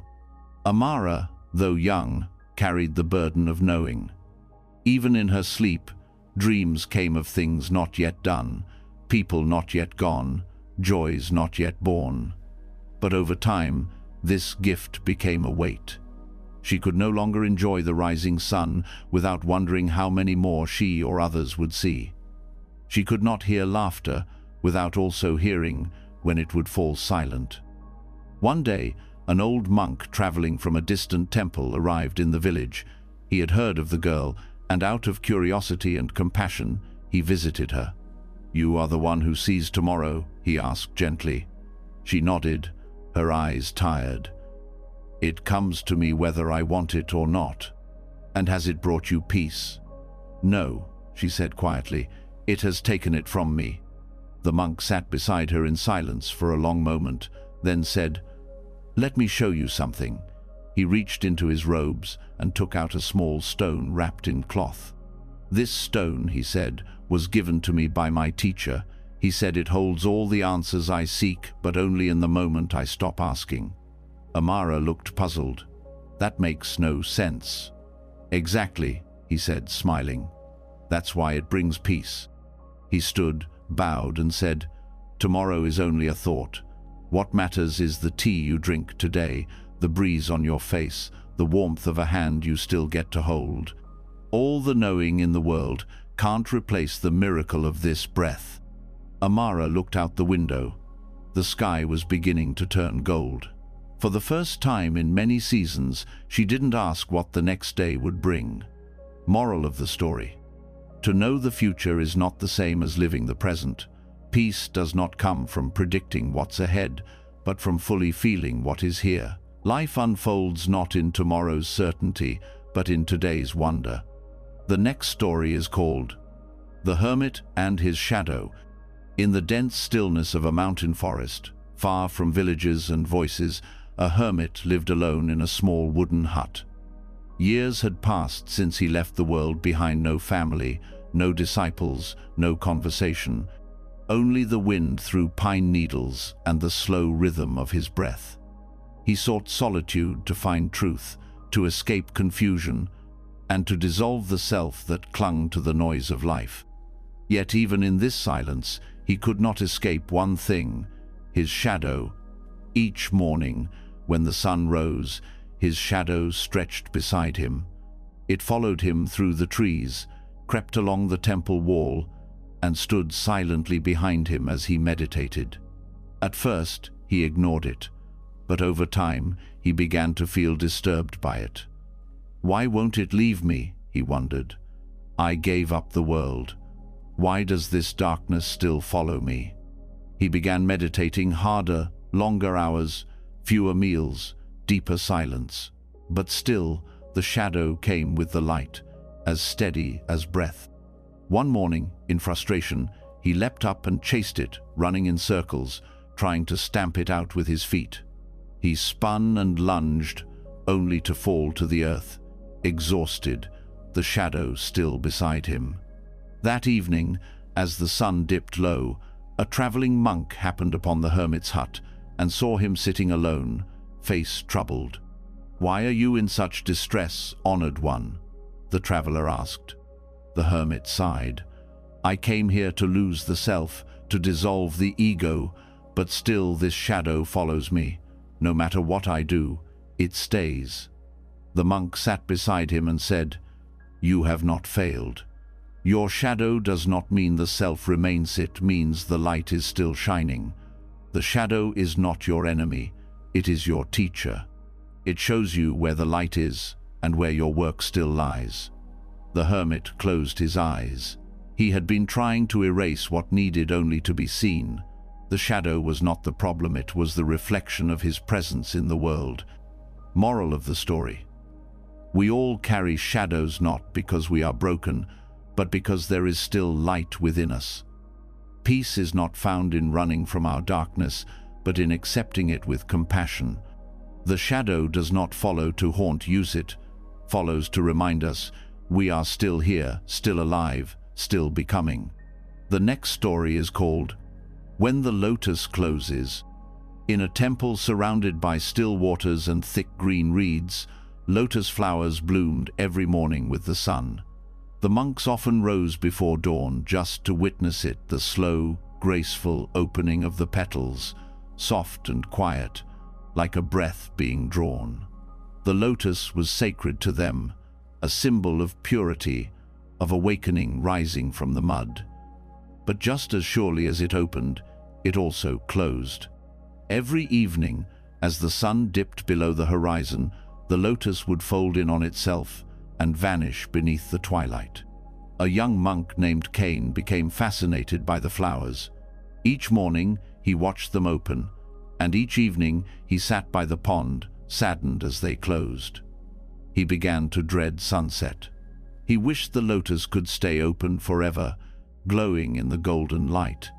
He couldn't understand why such beauty was allowed to disappear. One evening, as the petals began to close, Cain sighed heavily. His teacher, who had noticed his sorrow, sat down beside him. "You seem disappointed," the master said. I don't understand," Cain replied. "The lotus is so beautiful. Why must it close? Why can't it remain open?" The master gently reached into the pond and touched a folded bud. "Would you love it more if it stayed open and never changed?" Cain thought for a moment. "I might," he said, "or maybe I wouldn't notice it as much."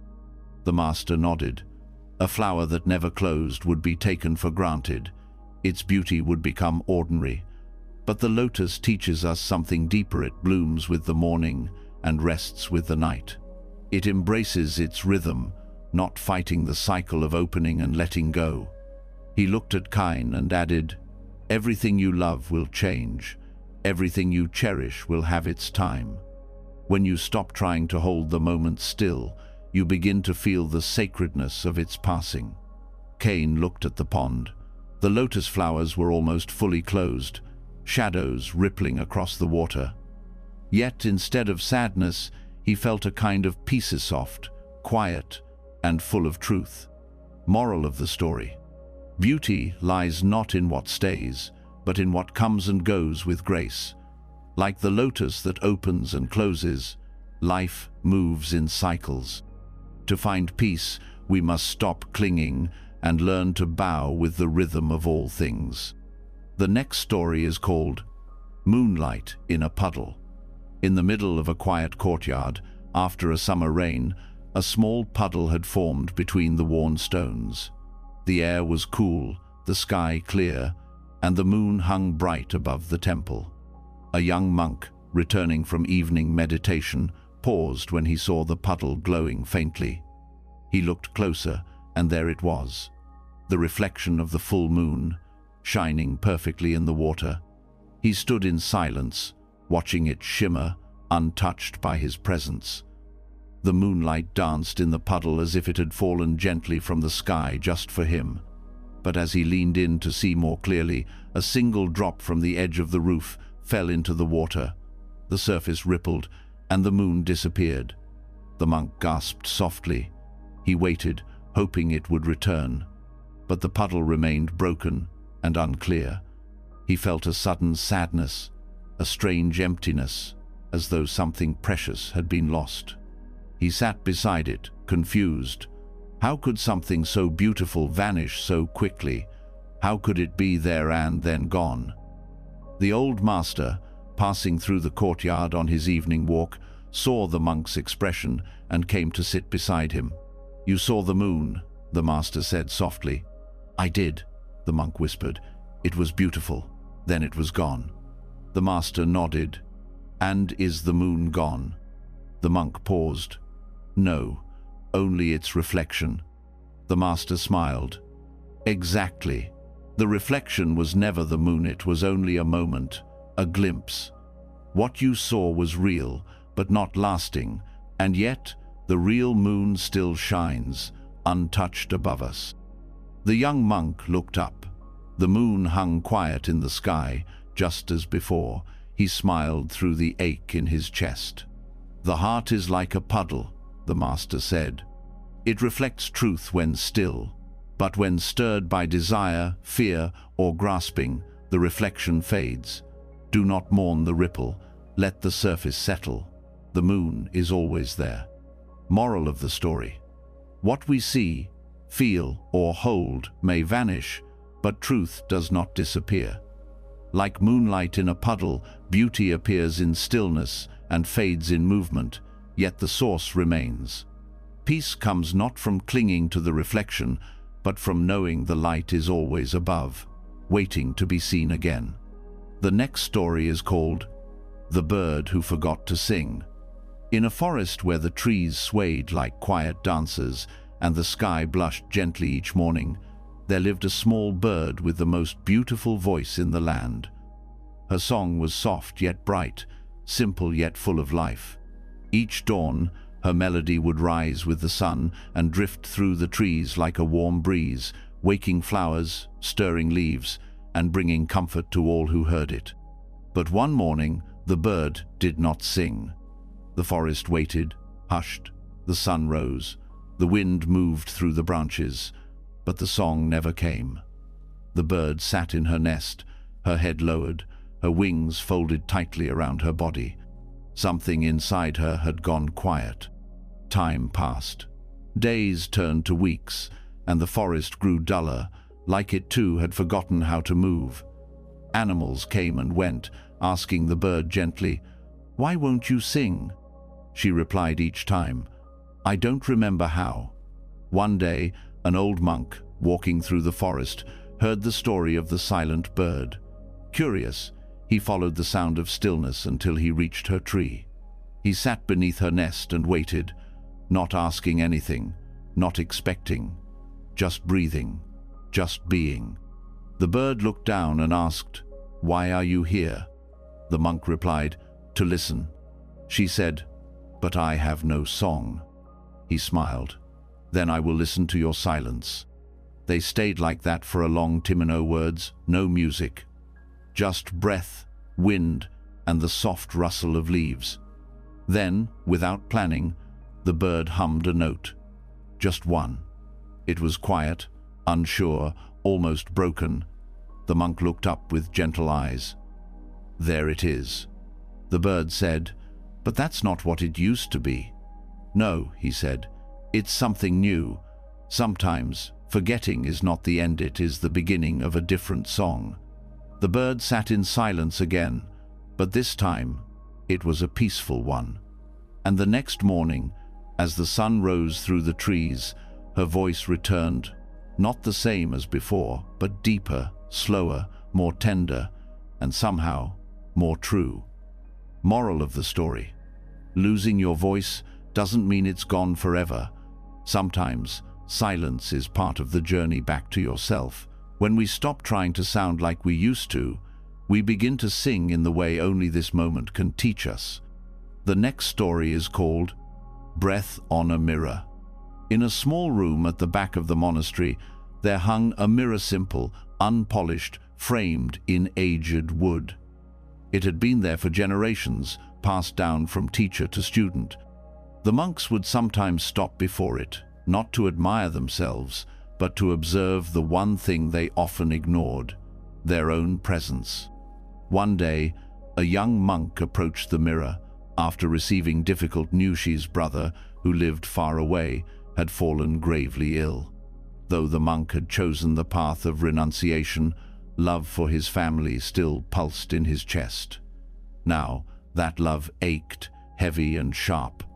He stood in front of the mirror, looking into his own tired eyes, and asked silently, "Why does everything I care for seem to slip away?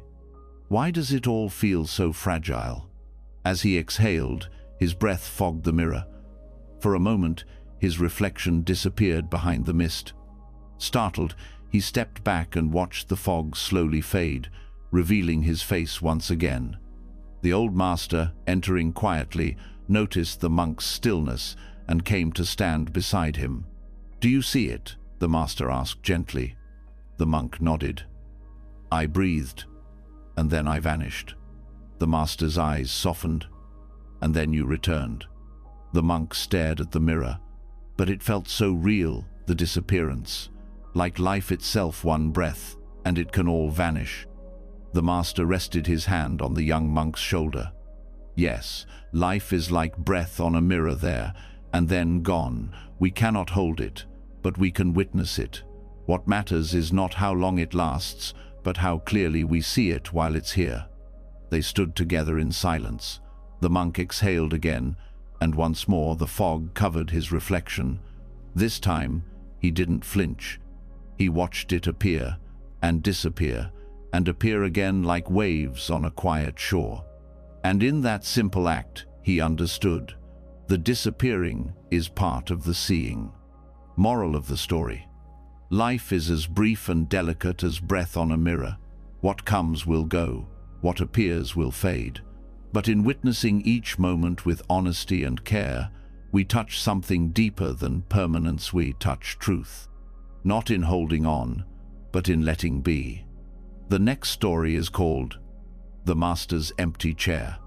In a temple surrounded by pine trees and drifting fog, there was a meditation hall with a single wooden chair at the front. It was simple hand-carved, worn smooth from time, and rarely used. It belonged to the temple's master, an old monk whose wisdom ran deep and who had guided many through their doubts, grief, and restlessness. His presence was quiet but grounding, like the earth beneath one's feet. One morning, the chair was empty. Word spread quickly. The master had passed away in the night. No final words, no ceremony, just the silence of departure, like a candle quietly flickering out before dawn. The monks gathered in the hall, unsure of what to do. The chair seemed to loom larger than usual, its emptiness echoing louder than any voice. A young monk named Ren sat at the back of the hall, his heart heavy. He had been waiting to speak with the master for weeks, troubled by questions he hadn't yet asked, unsure of his place, uncertain of the path. Now, that chance was gone. He stared at the empty chair, filled with regret. Later that evening, as the sky darkened and the others had gone, Ren remained. He walked to the front of the hall and stood before the chair. He bowed low, and then, hesitantly, he spoke aloud. "Master, I didn't get to ask you what I should do." The room was still. "I feel lost. I don't know if I belong here. I don't know if I'm strong enough." Silence again. And then, without knowing why, Ren sat down, not in the chair, but on the floor beside it. He closed his eyes. No answers came, but something softened. The air felt full, not empty. The silence no longer felt hollow, it felt whole. The next morning, the monks entered the hall and found Ren sweeping the floor with quiet focus. He smiled gently when he saw them, then looked at the chair not as something missing, but as something pointing inward. Moral of the story: the teacher may leave, but the teaching remains. An empty chair is not a loss, it is an invitation. When we stop searching for answers outside, we begin to hear the quiet truth already waiting within. The next story is called The Lantern Without Flame. In a secluded monastery nestled deep within a forest of cedar and stone, there hung an old lantern at the gate. It had once held a flame that lit the way for travelers and monks returning late from their meditations. But now the lantern was empty, its wick long burned out, its glass smudged with time. Still, no one took it down. It remained, swinging gently in the wind, as if still carrying light. One evening, a young monk paused beneath the lantern, gazing up at it with confusion. The sun had already set, and darkness was creeping in. He turned to the old master, who walked beside him, and asked, "Master, why do we leave this lantern here if it no longer gives light? Shouldn't we replace it?" The master looked up and smiled softly. "It no longer burns, yes, but does that mean it has no purpose?" The monk frowned. "If it cannot light the path, how can it guide anyone?" The master stepped forward and gently tapped the lantern. It swayed slightly, catching the moonlight in its dusty glass. "This lantern once gave light," he said, "but now it reminds us that even the brightest flame must fade. And yet, its presence still marks the path. It reminds us where we are, even in the dark." The monk was quiet, unsure. The master continued, "Not everything must shine to be meaningful. There are things in this world, people, moments, teachings that may no longer be active, yet they still shape who we are. The lantern no longer burns, but its place still speaks. Its silence teaches. They stood there for a long time beneath the unlit lantern, wrapped in quiet. The stars began to pierce the sky, and a cool breeze moved through the trees. The young monk felt something shift not in the lantern, but in himself. The idea that worth must always be seen, always be useful, began to fall away like dry leaves in autumn. He bowed gently to the lantern before walking on. Moral of the story: even when the flame goes out, the lantern still belongs. Not all light comes from fire. Some comes from memory, from meaning, from stillness. What once burned brightly does not lose its value when it fades, presents its quiet and steadiest a kind of light. The next story is called Snow on the Buddha's Face. In a remote monastery nestled high in the mountains, where the air was thin and the silence deep, there stood a stone statue of the Buddha in the center of the temple courtyard. It had been there for generations, unmoved by time, weather, or war. Every winter, as snow blanketed the world in stillness, the statue would slowly gather flakes upon its shoulders, its lap, and its calm, unblinking face. One particularly harsh winter, a young monk named Ryu struggled with his thoughts. He had been practicing for years, yet his mind was still restless. He felt envy, regret, fear. Meditation brought only more noise.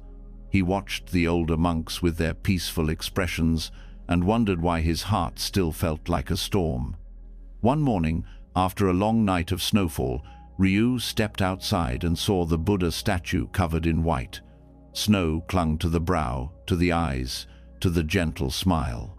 For a moment, it looked almost human-touched by the cold, perhaps even suffering. He stood staring at it, his heart aching. "Even you," he whispered, "can't escape the snow." The old master, who had been quietly sweeping the steps nearby, looked up and smiled. "No one escapes the snow," he said, "but the Buddha does not try." Ryu turned. "Then what do we do when the snow falls on us, when pain comes, when doubt settles in like winter?" The master walked to the statue and gently brushed the snow from its face with his bare hand. The stone beneath was just as calm, just as serene. "We do this," he said. "We notice it, we feel it, and when it is time, we let it fall away." Ryu stood in silence, watching the snowflakes drift from the master's hand, each one landing softly at the statue's base. He realized then that the Buddha's face hadn't changed beneath the snow. It had only been covered for a while. That night, Ryu sat in meditation. His thoughts came, like snowfall, but for the first time, he didn't try to stop them.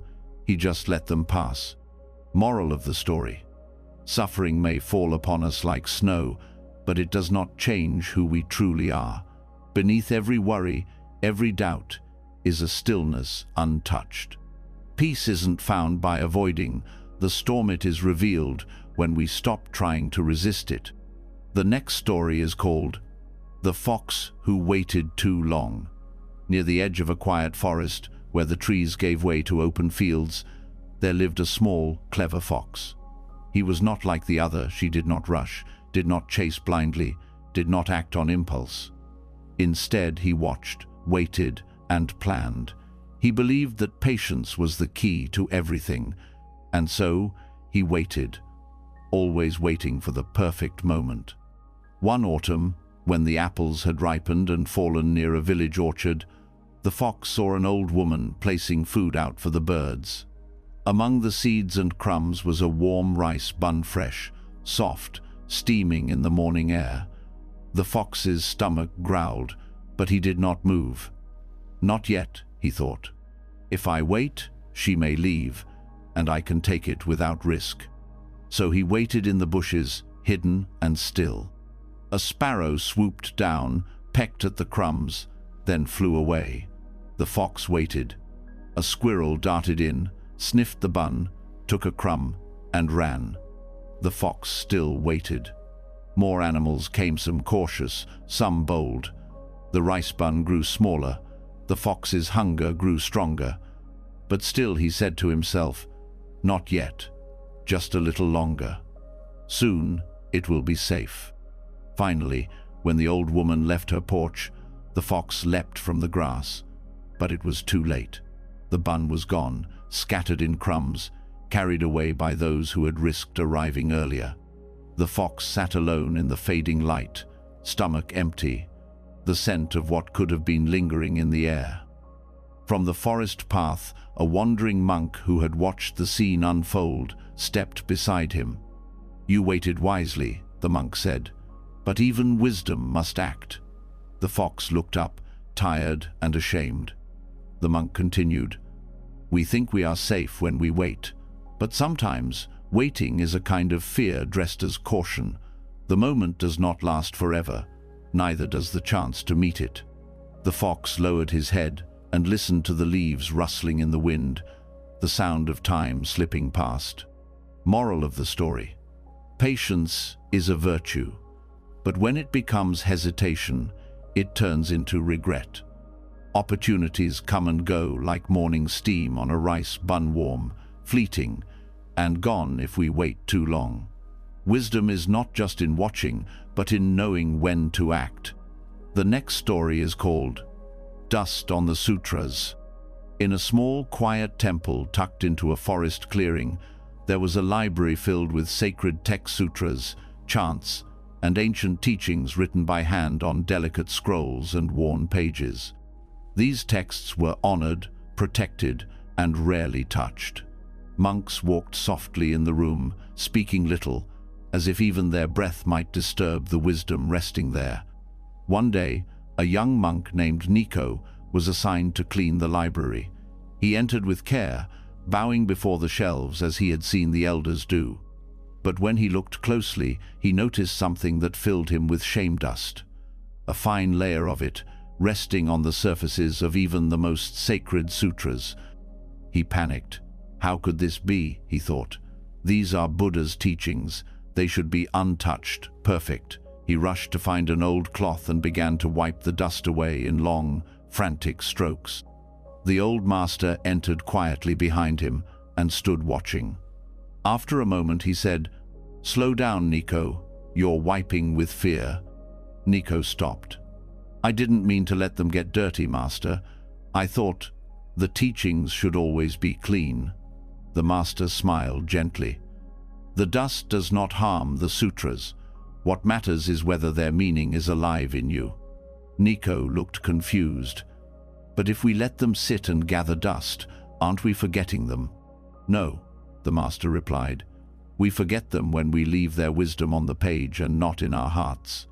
He took one of the scrolls and carefully unrolled it. The dust lifted in the air, golden in the sunlight. Then he asked, "What use is it to clean the words if we do not live them?" Nico sat down in silence. He looked at the scrolls not as holy relics to be preserved untouched, but as seeds waiting to be planted in action, in kindness, in presence. That day, he cleaned slowly, not out of fear, but with gratitude, and he promised to carry what he read into the way he walked, spoke, and breathed. Moral of the story: wisdom is not kept alive by preserving wordsit, is kept alive by living them.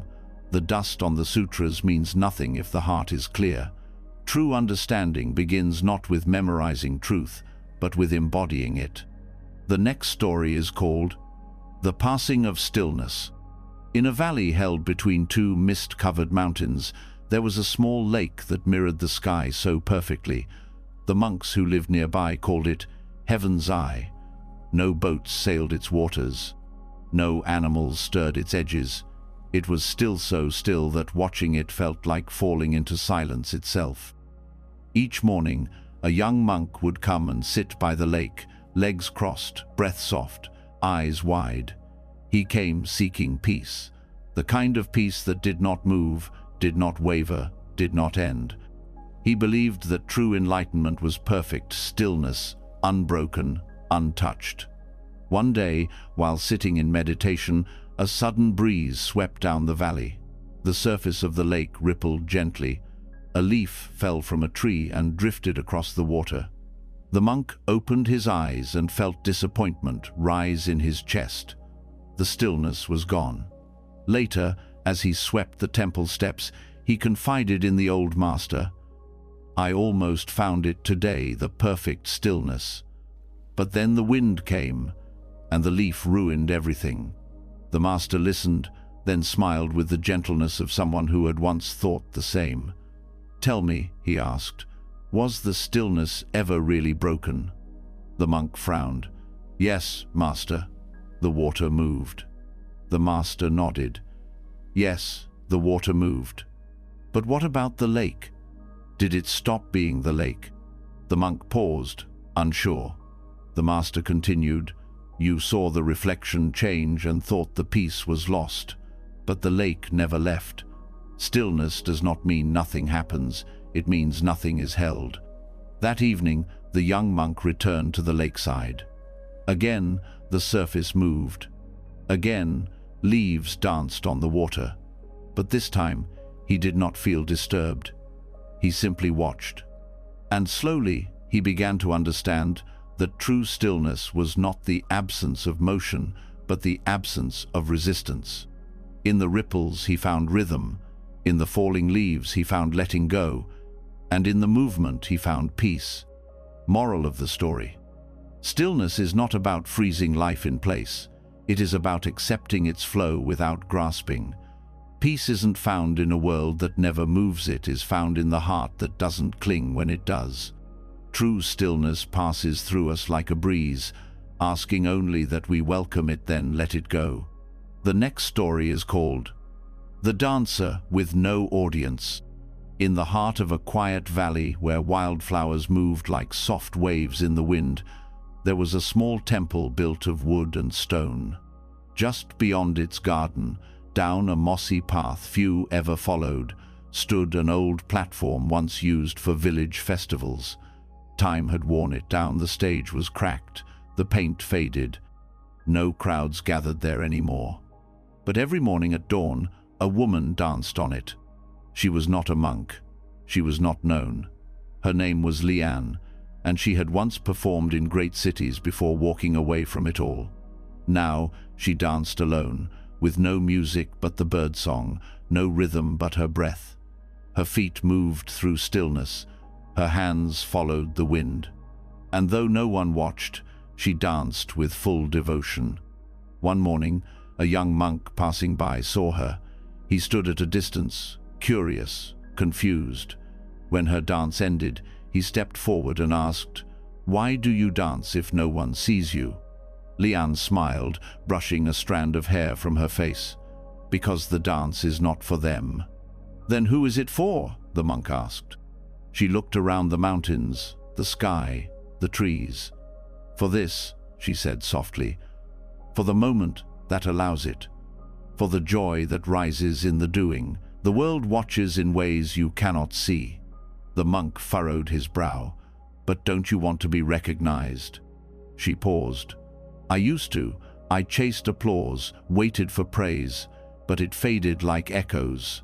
Now I dance without waiting, and in that I am free." The monk stood in silence, unsure how to respond. He had studied so much about letting go, yet here was someone living it graceful, unseen, unbound. That evening, back in the temple, he sat to meditate. And for the first time, he let go of striving. He simply breathed, not for progress, not for pride, but for the quiet joy of being here. Moral of the story: true beauty doesn't need an audience. When we do something purely, without seeking approval, we return to the essence of joy. The most honest acts are not performed to be seen, but to be felt fully in the heart of the moment. The next story is called When the Master Forgot. In a well-known monastery perched above a winding river, there lived a Zen master whose wisdom was respected throughout the land. He remembered every sutra by heart, every student's name, every lesson he had ever taught. His words were sharp, his presence calm, his mind as clear as morning water. People traveled from distant villages just to hear him speak a single sentence. But as the seasons passed and the years grew heavy, something changed. One autumn morning, the master walked into the meditation hall and looked around, confused. He turned to a student and asked, "Why are we all sitting here?"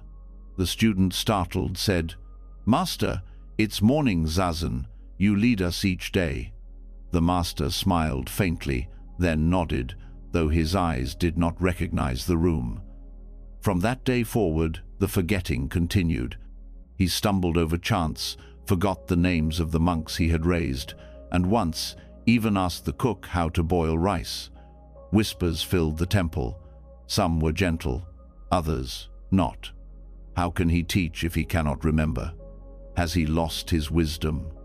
The young monks watched him with sorrow. The elder monks watched with silence. One afternoon, the master wandered into the garden and sat on a stone bench, staring at the sky. A student approached and, unable to hold the pain in any longer, asked softly, "Master, do you remember me?" The master looked at him, then tilted his head. "No," he said gently, "but I remember this feeling, the feeling of love." The student's eyes filled with tears. The master pointed to a flower blooming beside them. "I don't know its name either, but I know it's alive. I know it's beautiful. Isn't that enough?" From then on, the master spoke less. He smiled more. He laughed at nothing. He forgot almost everything, but something in his presence grew even more peaceful. He had become what he had spent his life teaching, a mirror without labels, a mind without clinging, a self not held together by memory, but by presence. Moral of the story: wisdom does not always speak in words, and love does not need names to exist. When the mind forgets, the heart still remembers. Who we are is not in what we hold on to, but in how we show up in silence, in stillness, in love that asks for nothing in return. The next story is called Waves on a Silent Lake. In the stillness of early morning, before even the birds began to stir, a lake lay nestled between two quiet mountains. Its surface was so calm that it mirrored the sky perfectly, every cloud, every flicker of dawnlight, reflected without distortion. This lake had long been considered sacred by the monks who lived nearby. They believed that the mind, when truly quiet, could become just like it, clear, vast, and still. One day, a novice monk named Toma went to the lake with a troubled heart. He had been meditating for weeks without peace. His thoughts kept returning: old fears, small regrets, future worries. Every time he tried to silence them, they pushed back harder. He began to feel like he was failing, like something inside him was broken. That morning, he stood at the lake's edge, hoping it might offer answers. As he stared into the water, a small pebble tumbled from his hand and plunked into the lake. Ripples spread out, breaking the perfect reflection. Toma watched as the smooth mirror dissolved into circles of movement. The sky disappeared, the mountains wavered. Frustrated, he muttered, "Why can't my mind stay still? Why do these thoughts keep disturbing me?" Just then, the old master arrived and stood beside him. He too gazed into the lake, saying nothing for a while. Then he spoke gently. "The water is not angry when it ripples. The sky is not lost, it is only hidden for a time." Toma said, "But I can't control the thoughts. They keep coming." The master nodded. "Thoughts are like waves.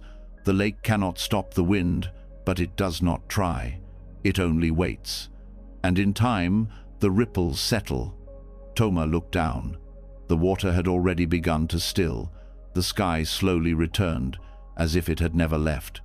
He sat by the shore, no longer fighting his mind, but watching it with patience, with kindness, like one watches water return to calm.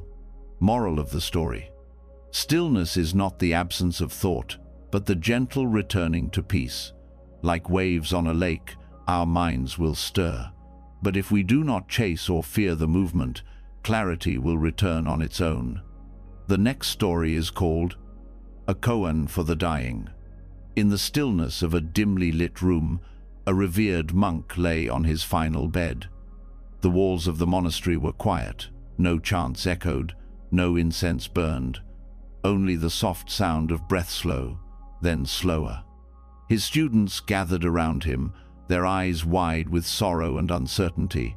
Each of them had studied his teachings, memorized his words, and followed his path for many years.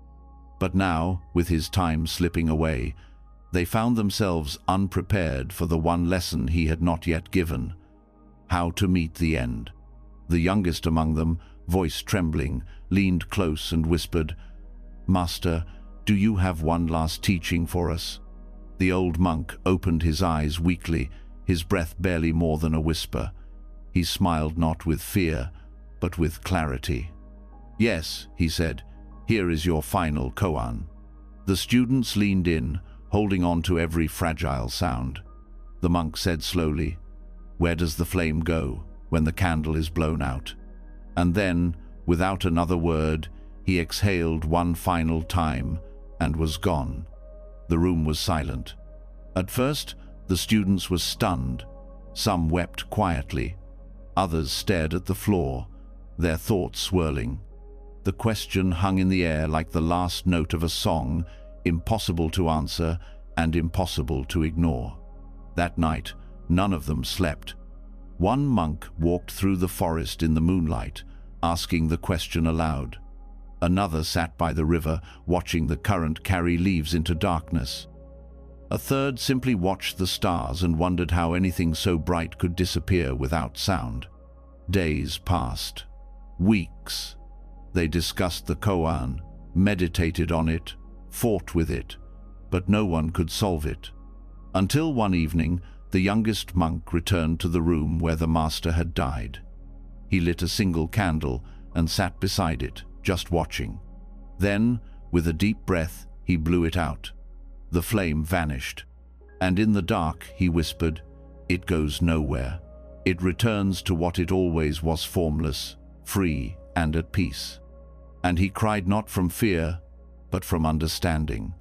Moral of the story: death is not the disappearance of life, but the return to the space it came from. Like a flame blown out, the essence does not vanish, it only stops appearing. The final lesson is not in holding on, but in trusting what cannot be seen, that nothing truly ends, it only changes form. The next story is called The Cup That Was Always Full. In a quiet village shaded by cherry trees, there lived a kind old monk named Mako, known not for his sermons or rituals, but for the tea he served. Every afternoon, villagers would visit his small wooden house to drink from a single clay cup he always placed on the table. It was an ordinary cup, no gold, no carvings, no special mark. And yet, people swore that tea from that cup tasted richer, calmer, warmer than any they had ever known. One day, a scholar came from the city, drawn by the whispers of this magical cup. He had studied scriptures, debated monks, and filled his life with knowledge, but still he felt restless. He believed there must be some hidden wisdom in the way the old monk brewed his tea, or some secret in the clay itself. He arrived at Mako's home, bowed respectfully, and asked, "Master, may I taste the tea from your cup?" Mako nodded and welcomed him in. He placed the simple clay cup on the table and poured the tea with care. The scholar sipped, expecting a wave of revelation, but it was just tea. Warm, fragrant, gentle. Nothing more. "Is this the famous cup?" the scholar asked, puzzled. "It seems very ordinary." Mako smiled. "Yes, it is. But everyone says it holds something special, something more." The old monk nodded. "It does, but not in the cup." He picked up the cup, then turned it upside down empty. "Do you see?" he said. "It is always full because it is always empty first. I pour, you receive. No matter how often I fill it, it makes no complaint, no demand. It does not hold on to what was. It accepts what comes. That is why the tea feels different, not because of the cup, but because of your openness when you drink. The scholar sat in silence, the warmth of the tea still in his hands. He realized that what had been missing in his life wasn't more knowledge, it was space. Moral of the story: a full life begins with an empty cup. When we let go of what we think we know, of what we expect or demand, we make room for peace, for presence, for the simple beauty of what is. Only an empty cup can be filled. The next story is called The Disappearing Inkstone. In a quiet monastery where the hills rolled like ocean waves beneath the sky, a young monk was entrusted with a precious inkstone, a gift passed down through generations. It was carved from smooth black slate, cool to the touch, and used each morning by the calligraphy master to write verses of the Buddha's teachings. The inkstone was not only a tool, but a symbol of continuity, of stillness in the movement of time. The young monk cherished it deeply. Each day he would carry it with both hands to the writing hall, placing it gently beside the brush and parchment. He believed that as long as the inkstone remained, the wisdom of his teachers would never fade. But one morning he awoke to find it missing. Panic rose in his chest. He searched everywhere: the hall, the garden, even the well, but the inkstone was gone, as if it had dissolved into the air. Trembling, he ran to the old master and fell to his knees. "Master," he cried, "I've lost the inkstone, the one that's been here for generations. I've failed." The master looked at him with calm eyes and asked, "Have you lost your hands?" "No," the monk whispered. "Have you lost your breath, your mind, your heart?" "No, master." "Then you have not lost the teachings," the master said. "You've only lost the object that carried them." The young monk lowered his head, tears falling freely. "But it mattered to me. It felt like a part of our lineage." The master nodded gently. "Of course it did, and that is why it had to disappear. If we tie wisdom to stone, what happens when the stone is gone? We mistake the carrier for the truth. The inkstone helped us see, but it was never the seeing." The next day, the master wrote the morning verse with his finger in a bowl of water. It lasted only seconds before vanishing. The lesson stayed much longer. Moral of the story: what we treasure may vanish, but truth does not. The tools we use, the forms we honor, the symbols we carry, all are temporary. What matters is not what holds the wisdom, but how deeply we receive it. Let the object go, and the essence will remain. The next story is called The Buddha's Empty Bowl. In the early morning mist, as the sun gently kissed the earth, the Buddha walked through the village with nothing but his robes and his begging bowl. His steps were slow, steady, silent. The villagers watched him pass and bowed in respect, others whispered, and a few children ran after him, curious and wide-eyed. He held the bowl out as he moved from door to door. Some gave rice, others fruit, some only a smile. But many doors remained closed. Still, the Buddha walked on, never hurried, never expectant. One man, a wealthy merchant, stood watching from his gate. He scoffed. "You call this enlightenment? Wandering with an empty bowl, asking others to fill it?" The Buddha stopped and turned to him. His expression was calm, not offended. The merchant continued, "You could have anything. Power, gold, servants. Instead, you carry that." He gestured at the bowl with contempt, as if it means something. The Buddha looked down at his bowl, then back at the man. "Yes," he said softly, "it does." He held the bowl slightly higher and said, "This bowl is empty so that it may receive. It is not a sign of lack, but of space. With it, I learn humility. With it, I let go of pride. With it, I accept what is offered and do not cling to what is not. It teaches me the truth that nothing is owed and nothing is owned." The merchant said nothing. The Buddha added, An empty bowl reflects the heart that no longer demands, only welcomes. That afternoon, the merchant brought a small handful of rice to the temple. He placed it in the alms bowl at the gate, quietly, with no one watching. And the next day, he did it again. Moral of the story: an empty bowl is not a symbol of poverty, it is a symbol of openness. When we stop grasping, when we release the need to control or possess, we make space for peace. To receive without expectation is the beginning of true wisdom. The next story is called The Monk Who Left at Dawn. In a quiet temple tucked between rice fields and mist-covered hills, a monk lived in silence and service. He was gentle, steady, and always the first to rise.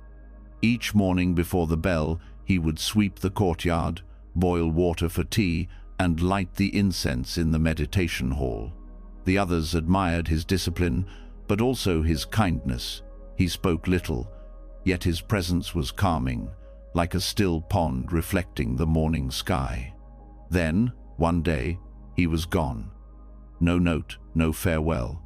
Just his robes folded neatly on his mat, his bowl washed and set aside, and his sandals missing from the line by the door. The others searched the grounds, asked the nearby villagers, but no one had seen him. He had vanished as quietly as he had lived.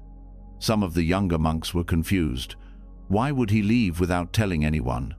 One said, maybe he lost his way. Another whispered, maybe he lost his faith. The old abbot simply smiled and said, maybe he found what he came for.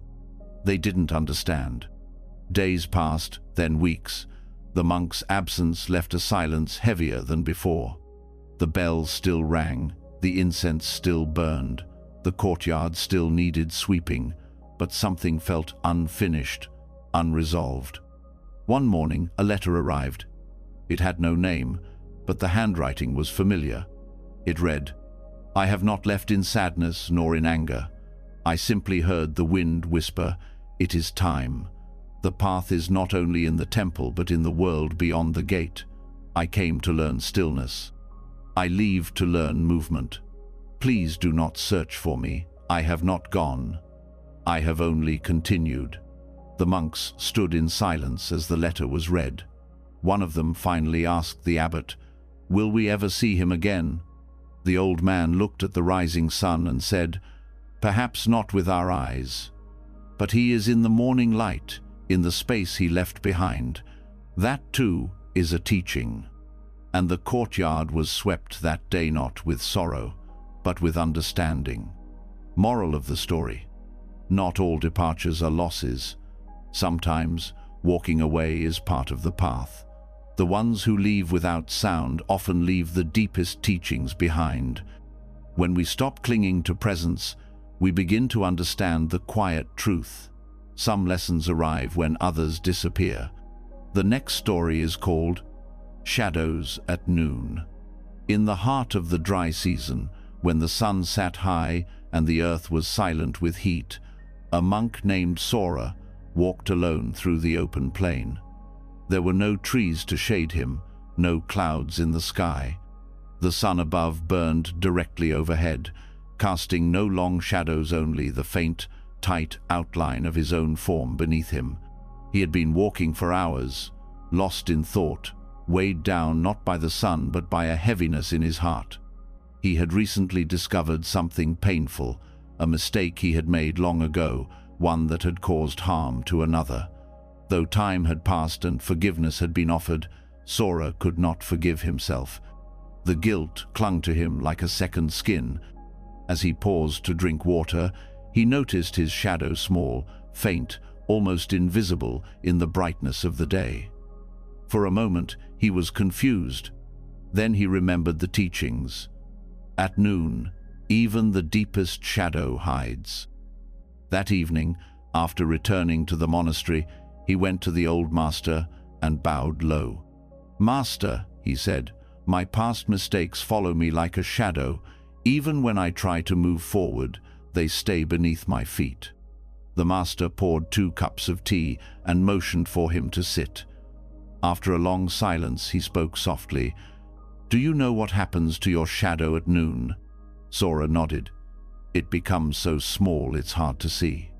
"Yes," the master said, "but it does not disappear.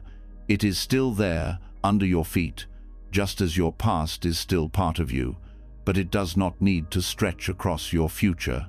He handed Sora a cup of tea. "We all cast shadows, but when the sun is at its highest, when we walk with honesty and presenza, shadows grow small. They don't lead us. They don't follow. They simply remind us we are human and we have walked." Sora closed his eyes. For the first time, he did not try to erase the past. He simply bowed to it and let it be still beneath him. Moral of the story: your past may always remain with you, like a shadow, but it does not have to lead you. When you walk in the light of awareness and truth, even the deepest regrets grow smaller. Peace comes not from forgetting, but from seeing clearly and walking on. The next story is called The Smile in the Rain. The rain had been falling for days. Grey skies hung low over the monastery, and the sound of water dripping from the rooftops echoed through the stone halls like a slow, steady heartbeat. Most of the monks stayed indoors, meditating in the dim light or tending to quiet chores. But one young monk felt the weight of the rain pressing heavily on his chest. He had been struggling for weeks, unseen by others, but deeply felt within. Old sadness, unmet expectations, and a lingering sense that he had not made progress on the path. He believed peace was supposed to feel bright and unshakable, but inside, all he felt was damp and tired. And now, even the sky seemed to agree with his mood. That afternoon, unable to sit with the heaviness any longer, he wandered outside without his cloak.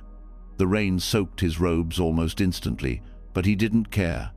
He wandered toward the garden, where he found the old master standing still, barefoot in the mud, face tilted up to the sky. The young monk hesitated. "Master, why are you out here in the rain?" The master turned and smiled a warm, contented smile.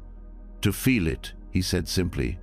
"But it's cold and wet and uncomfortable." The master chuckled softly. "Yes, and beautiful and honest, just like life." The young monk looked around the falling water, the shining leaves, the ripples in puddles, the way the mist softened everything. He realized he hadn't been looking, he'd only been resisting. The master walked over and placed a hand on his shoulder. "Rain doesn't ask you to enjoy it, it simply asks you to let it fall. The path is not about always feeling good, it's about being present even in discomfort, even in sorrow." And there, standing in the rain, the young monk let out a breath he didn't know he'd been holding. Then, softly, unexpectedly, he smiled. Moral of the story: peace is not the absence of rain, it's the willingness to stand in it. Life is not always warm or clear, but when we stop resisting the storm, we begin to see its beauty. Sometimes the truest smile is the one that appears when nothing is perfect and everything is real. The next story is called Falling Apples, Rising Sun. In a village surrounded by orchards, where the scent of blossoms marked the change of seasons, there lived an old gardener who tended a hillside of apple trees. Every year, the villagers would gather during harvest to collect the fruit, laughing and filling baskets with the season's sweetness. The trees were old but generous, their branches heavy with promise. One autumn, a young monk visited the orchard, seeking a break from the stillness of temple life. He had grown weary of silence, restless in meditation, and tired of waiting for enlightenment to arrive. He believed there must be something more dramatic, more immediate, like lightning, like fire. Instead, he found himself surrounded by apples and fallen leaves. As he walked the rows of trees, he saw the old gardener picking up fallen fruit from the ground. The monk asked, "Why do you collect the apples that have already fallen? They're bruised, they're imperfect." The gardener smiled. "Because they too are part of the harvest. Not everything beautiful is picked at its peak. Some ripen just in time to fall. The monk frowned. But what if I miss the right moment? What if I waste time waiting and life passes by? The gardener looked toward the eastern sky, now glowing with the early blush of sunrise. Do you see the sun? The monk nodded. It rises the same way every day, not rushed, not forced. Whether you are watching or not, it rises. Whether you are ready or not, the apples fall. You cannot hold back time, nor can you push it forward. All things come when they are meant to, not when we demand them. The monk stood silent. The wind rustled the trees, and a single apple fell beside him, gently hitting the ground. In that moment, he understood. Enlightenment wasn't something to chase, but something to notice, like the warmth of a sunrise or the thud of a ripened apple touching earth. Moral of the story: growth cannot be forced, and peace cannot be rushed. Like apples falling when they're ready and the sun rising without permission, life unfolds in its own time. When we stop pushing and start witnessing, we find that what we seek has already begun. The next story is called The Old Path Washed Away. After weeks of heavy rain, the stone path that wound from the village to the monastery had disappeared. It had been there for centuries, carved by footsteps, shaped by time, and used by monks, farmers, travelers, and children. It was more than a path. It was memory, familiar, trusted. But now it was gone. A landslide had swept through the valley overnight, dragging mud and rock through the forest and down the hill, erasing the trail completely. When the rain stopped, the young monks went out to see the damage. What they found was silence, just scattered stones and soaked earth where the path had once led with certainty. One of the younger monks stood frozen, staring at the broken land. How will people find their way now? He asked. How will we return to what we knew? The old master joined them, his feet sinking slightly into the soft ground. He gazed at the hillside without alarm, then turned to the others. They won't, he said, and neither will we. The path is gone. But master, the young monk said, that path was our connection. It was tradition. The master placed his hand gently on the monk's shoulder. All things that stay too long become invisible. We followed that path without seeing it. Now that it's gone, we are forced to see again, not what was, but what is. He stepped forward into the wet earth, slowly, mindfully. We don't walk the path, he said. We create it with each step. The old path served its time. Now we must learn how to walk without relying on where we once went. The monks followed, uncertain at first, but slowly with more confidence. Step by step, they began to shape a new trail, not the same, not better or worse, just honest and alive in the present moment. Later that evening, the young monk sat by the temple gate, watching the wind dry the grass. He realized the path had not truly been lost, it had simply shifted, waiting for new footsteps to make it whole again. Moral of the story: what is lost is not always meant to return. Sometimes the path must vanish to teach us how to walk again, not by memory, but by presence. Letting go of the old way makes space for the truth of now. The journey continues, even when the road does not. The next story is called The Glimpse Before Waking. In a monastery nestled between mountains that touched the clouds, a young monk named Leon often struggled with his meditation. He was devoted, disciplined, and sincere, but still, peace felt just beyond his reach, like a dream he couldn't quite remember. He longed for clarity, for a moment of awakening, something profound to prove he was finally there.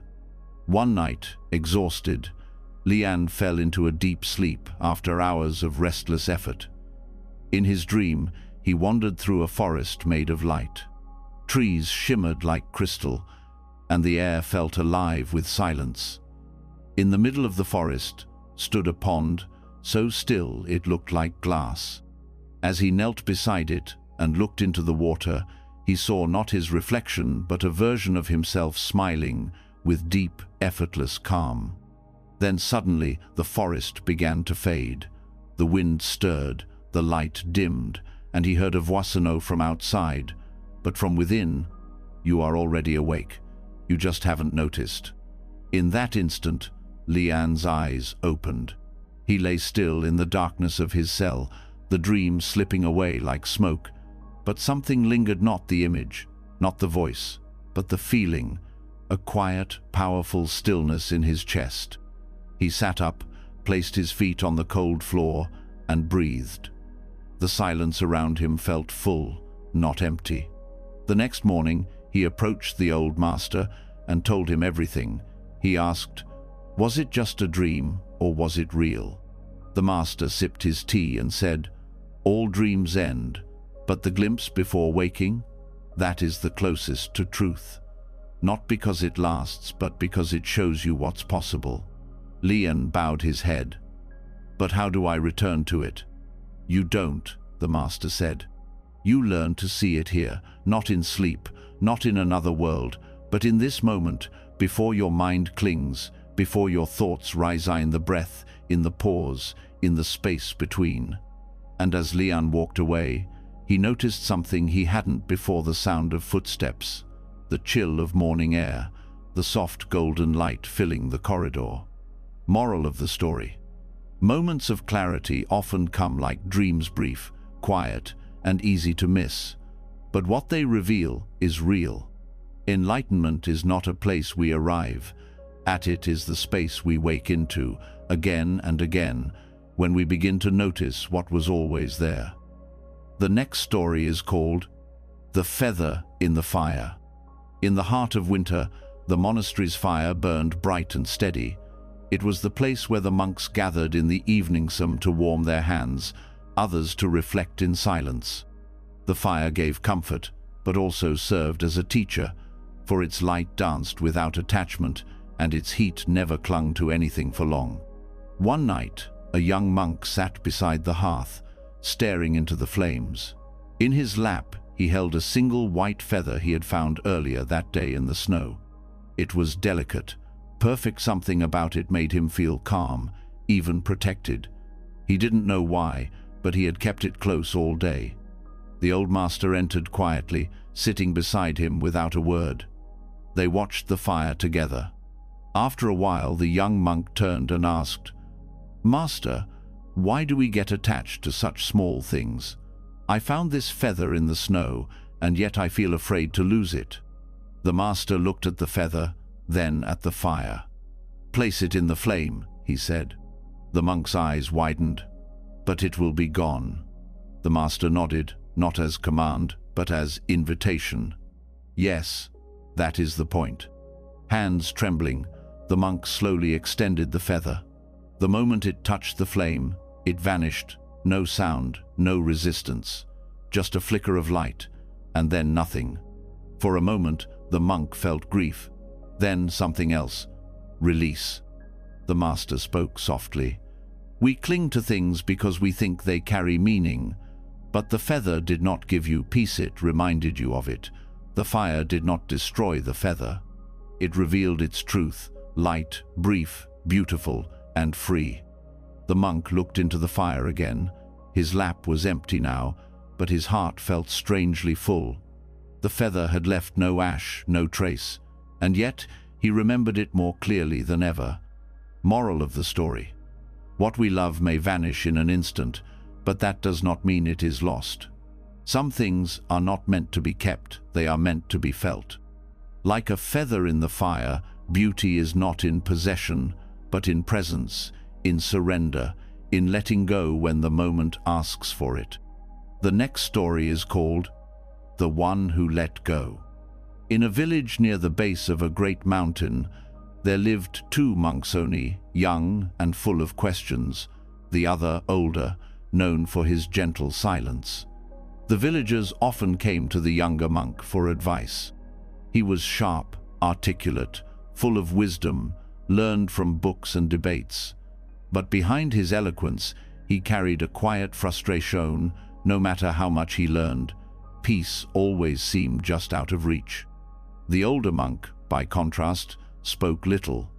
He tended a small garden, swept the temple steps, and spent most of his time alone. People called him the one who let go, though no one quite knew what he had let go of.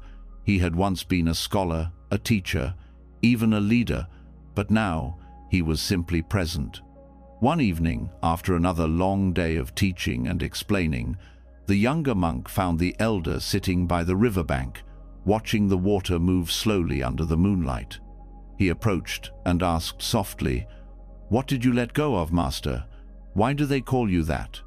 The elder looked at the water, then at the young monk. "Everything," he said with a smile. The younger monk furrowed his brow. "But how?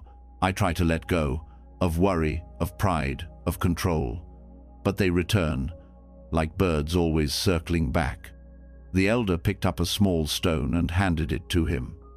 "Hold this tightly." The younger monk gripped it in his fist. "Now, throw it into the river." He hesitated, then hurled the stone out into the dark water. They watched the ripples fade. The elder said, "Letting go isn't something you think your way into. It's something you do, again and again, until your hand no longer reaches for what you no longer need." "But what if I'm not ready?" the young monk asked. The elder smiled gently. "Then hold it a little longer, and when it's too heavy, you will let go without effort. That moment will be your beginning." They sat in silence, the river whispering truths that words could never carry. Moral of the story: letting go isn't about force, it's about readiness. When the weight becomes too much, we release not in weakness, but in wisdom. Peace does not come from what we hold on to, but from the quiet freedom of letting it fall away. The next story is called Ashes in the Wind. At the edge of the temple grounds, beyond the old plum trees and the stone garden, there was a small altar where the monks performed their final rites. It was a place not of sorrow, but of reverencia, quiet space, where bodies returned to the earth and flames carried breath back to the sky. One morning, a ceremony was held for an elderly monk who had passed in his sleep. He had lived simply and spoken little, but his presence had always brought peace. Now, his body rested on the pyre, wrapped in white cloth, surrounded by offerings of rice, flowers, and incense. The monks stood in silence as the fire was lit. Among them was a young disciple who had grown especially close to the old monk. He watched as the flames rose higher, trembling with grief. The crackle of burning wood felt like thunder in his chest, and when the fire finally settled into glowing embers, he fell to his knees and wept. The old master approached and stood beside him. They watched together as the last of the body turned to ash, carried off gently by the morning breeze. "Why must it end like this?" the young monk asked. "So quiet, so fast, and then nothing." The master knelt and scooped a pinch of ash into his palm, letting it slowly scatter through the wind. "You see nothing," he said, "but there is something." "What is left?" the young monk whispered. The master replied, "Not form, not voice, but freedom. He is no longer bound. The body burns, but the life that moved through it has returned to the great stillness. The wind takes his ashes, just as time takes all things." The young monk closed his eyes, breathing in the air, as if to catch one last trace of the one he'd lost. And in that breath, he felt a presence not of flesh, but of space. Not absence, but release. Moral of the story: nothing we love remains unchanged. Even the strongest bodies turn to ash. But in their passing, there is not just an ending, there is a return. What is scattered is not destroyed. What is lost to the wind becomes part of all things. Grief teaches us to let go, and in that letting go, we finally touch peace. The next story is called The Lesson of the Broken Bell. In a quiet temple by the sea, there hung a great bronze bell in the meditation hall. It was old, older than anyone living, with a deep, resonant sound that echoed across the water each morning to call the monks to practice. Its tone was said to be so full and steady that even those passing by outside the temple walls would stop and feel its vibration in their chest. One day, during a sudden storm, lightning struck a nearby tree. The crash shook the hall, and the old bell cracked. Not a visible break at first, but something within had changed. The next morning, when a monk rang it, the sound came out sharp and uneven. It trembled in the air and died too quickly. The monks stood in silence, unsure what to do. The younger monks debated replacing it. "It's broken," they said. "It no longer sounds like it should." But the abbot, a quiet and soft-spoken man, simply said, "Ring it again tomorrow." And so they did, and again the next day. Though the tone was imperfect, the bell continued to call them. A young monk named Ray, frustrated, approached the abbot. "Master, it hurts to hear it now. The bell is flawed. Why not remove it?" The abbot looked at Ray kindly and said, "You hear the flaw because you expect perfection, but this bell is no longer the same, and neither are we. Can you still bow to its voice?" Ray frowned. "How can I respect something that's broken?" The abbot walked to the bell and placed his hand on its cool, weathered surface. "Because its purpose is not to impress. It is to remind. It rings not to be perfect, but to awaken. And sometimes awakening comes through brokenness." Ray stood quietly beside him, listening not to the bell's sound, but to the silence that followed the stillness it created, the attention it summoned. The next time the bell rang, he closed his eyes. And though the sound wavered, he bowed with his whole heart. Moral of the story: flaws do not erase purpose. Even what is cracked can still awaken truth. Sometimes the broken bell teaches more than the perfect one, because it asks us to listen deeper, beyond the sound, into the silence it leaves behind.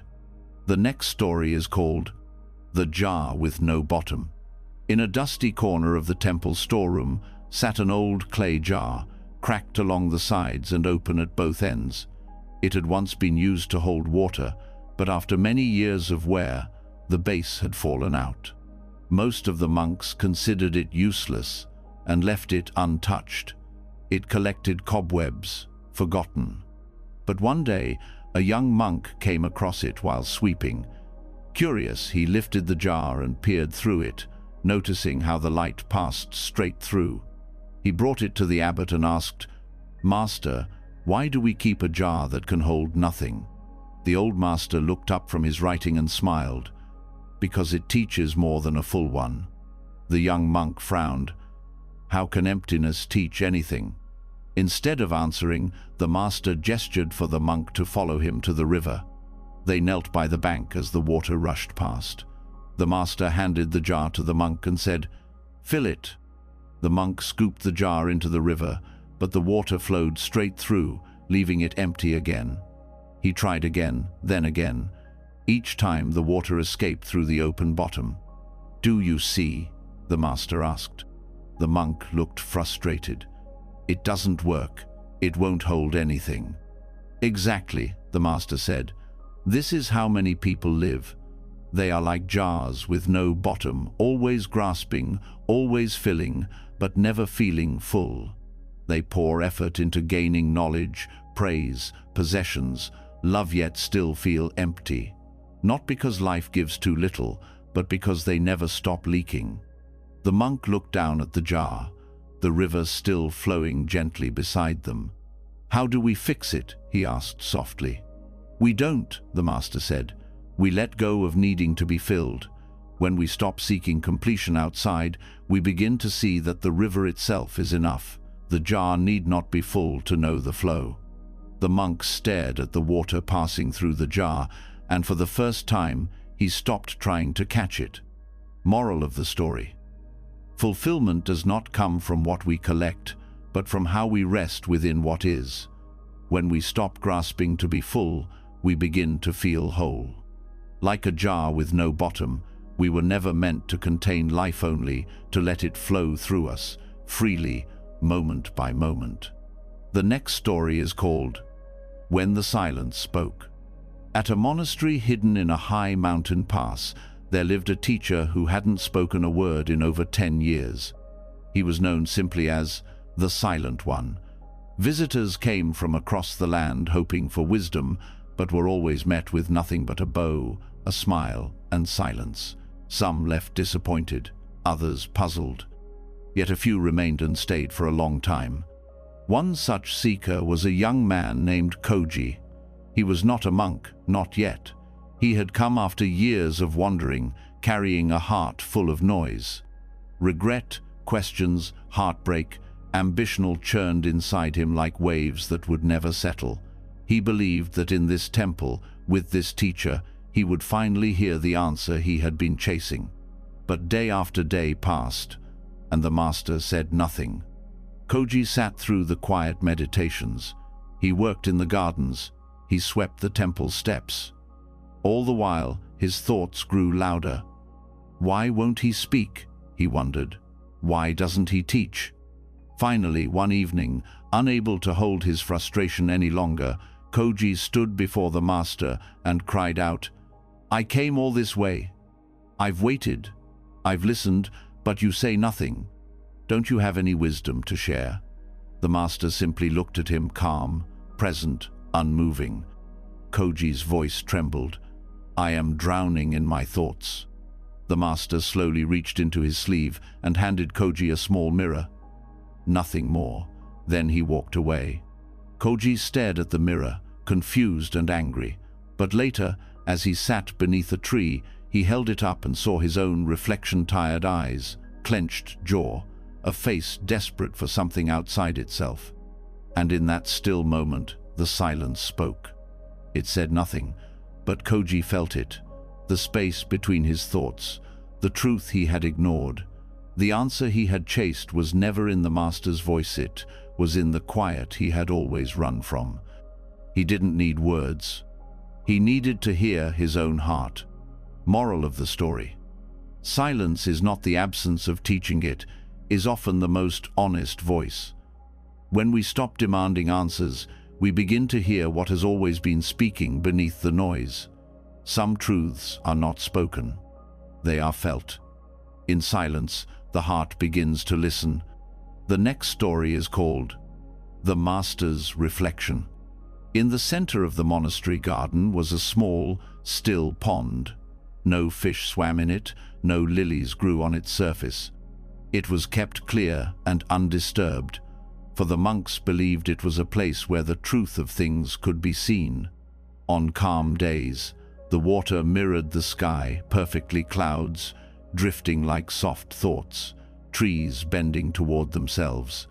One evening, just before dusk, a young monk walked past the pond and saw the old master standing silently at its edge, gazing into the water. The monk bowed and asked gently, "Master, what do you see?" The master didn't look away. "My reflection," he said quietly, "but not just mine." The monk stepped closer. The surface was smooth as glass. There in the water was the master's face, lined, calm, worn by years. And behind it, the sky, the trees, even the monk himself. "I don't understand," the monk admitted. "It's just an image." The master nodded. "Yes, but what it shows is not the truth of the face, the sky, or even you. It only reflects what is in front of it until the wind comes."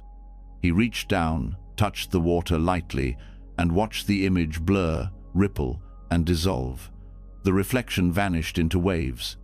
The young monk's eyes widened. "It's gone." "No," the master replied. "It was never there to begin with." The monk looked at the now moving surface, where no face remained, only water, only light. "The self we cling to is like that reflection," the master continued.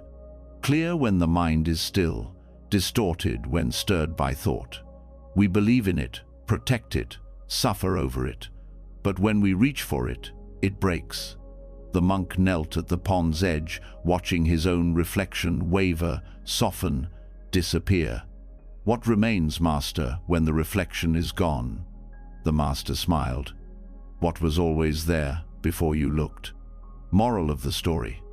What we see in the mirror of the mind is not who we truly are. Identity, like a reflection, shifts with the surface appearing real, but easily broken.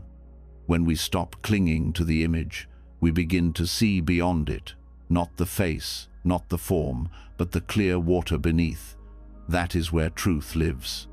The next story is called The Raft Left Behind.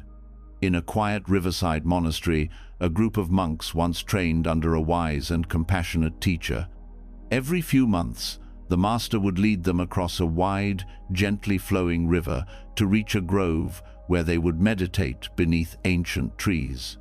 To cross, they used a handmade raft, simple wood, bound together with rope, strong enough to carry them safely from one side to the other. One day, after a particularly meaningful session beneath the trees, the monks prepared to return. As always, they carried the raft back toward the riverbank. But just before they reached the water, the master stopped them. "Today," he said, "we leave the raft here." The monks looked at one another, confused. One asked, "Master, how will we return? We need the raft." The teacher smiled. "We have already crossed. The raft has served its purpose. To carry it further would be a burden, not a blessing." Still puzzled, they followed his instruction and left the raft by the grove. They walked back along the river's edge, a longer path, but peaceful. Later that evening, one monk approached the teacher and asked, "Why did we abandon the raft?" It was useful, even comforting. The master replied gently, "That raft was necessary for a time, but many people make the same mistake in life. They cling to what once helped them cross, unable to see they no longer need it. Old beliefs, past hurts, even old successes, we carry them forever. They weigh us down. Wisdom is knowing when to hold on and when to let go." The monk bowed deeply. He realized the raft was more than wood. It was all he'd been clinging to in his mind, his pride, his doubts, even his desire to be praised for progress. And now, he was learning to walk without it. Moral of the story. Not everything that helps us is meant to stay with us. Some tools, some ideas, some parts of ourselves are only needed to cross a certain distance. The path forward often begins when we have the courage to leave the raft behind. And so, we return to silence, just as all things do. From cracked bowls to broken bells, falling petals to fading echoes, these Zen and Buddhist stories have reminded us of a truth both gentle and powerful. Nothing is permanent.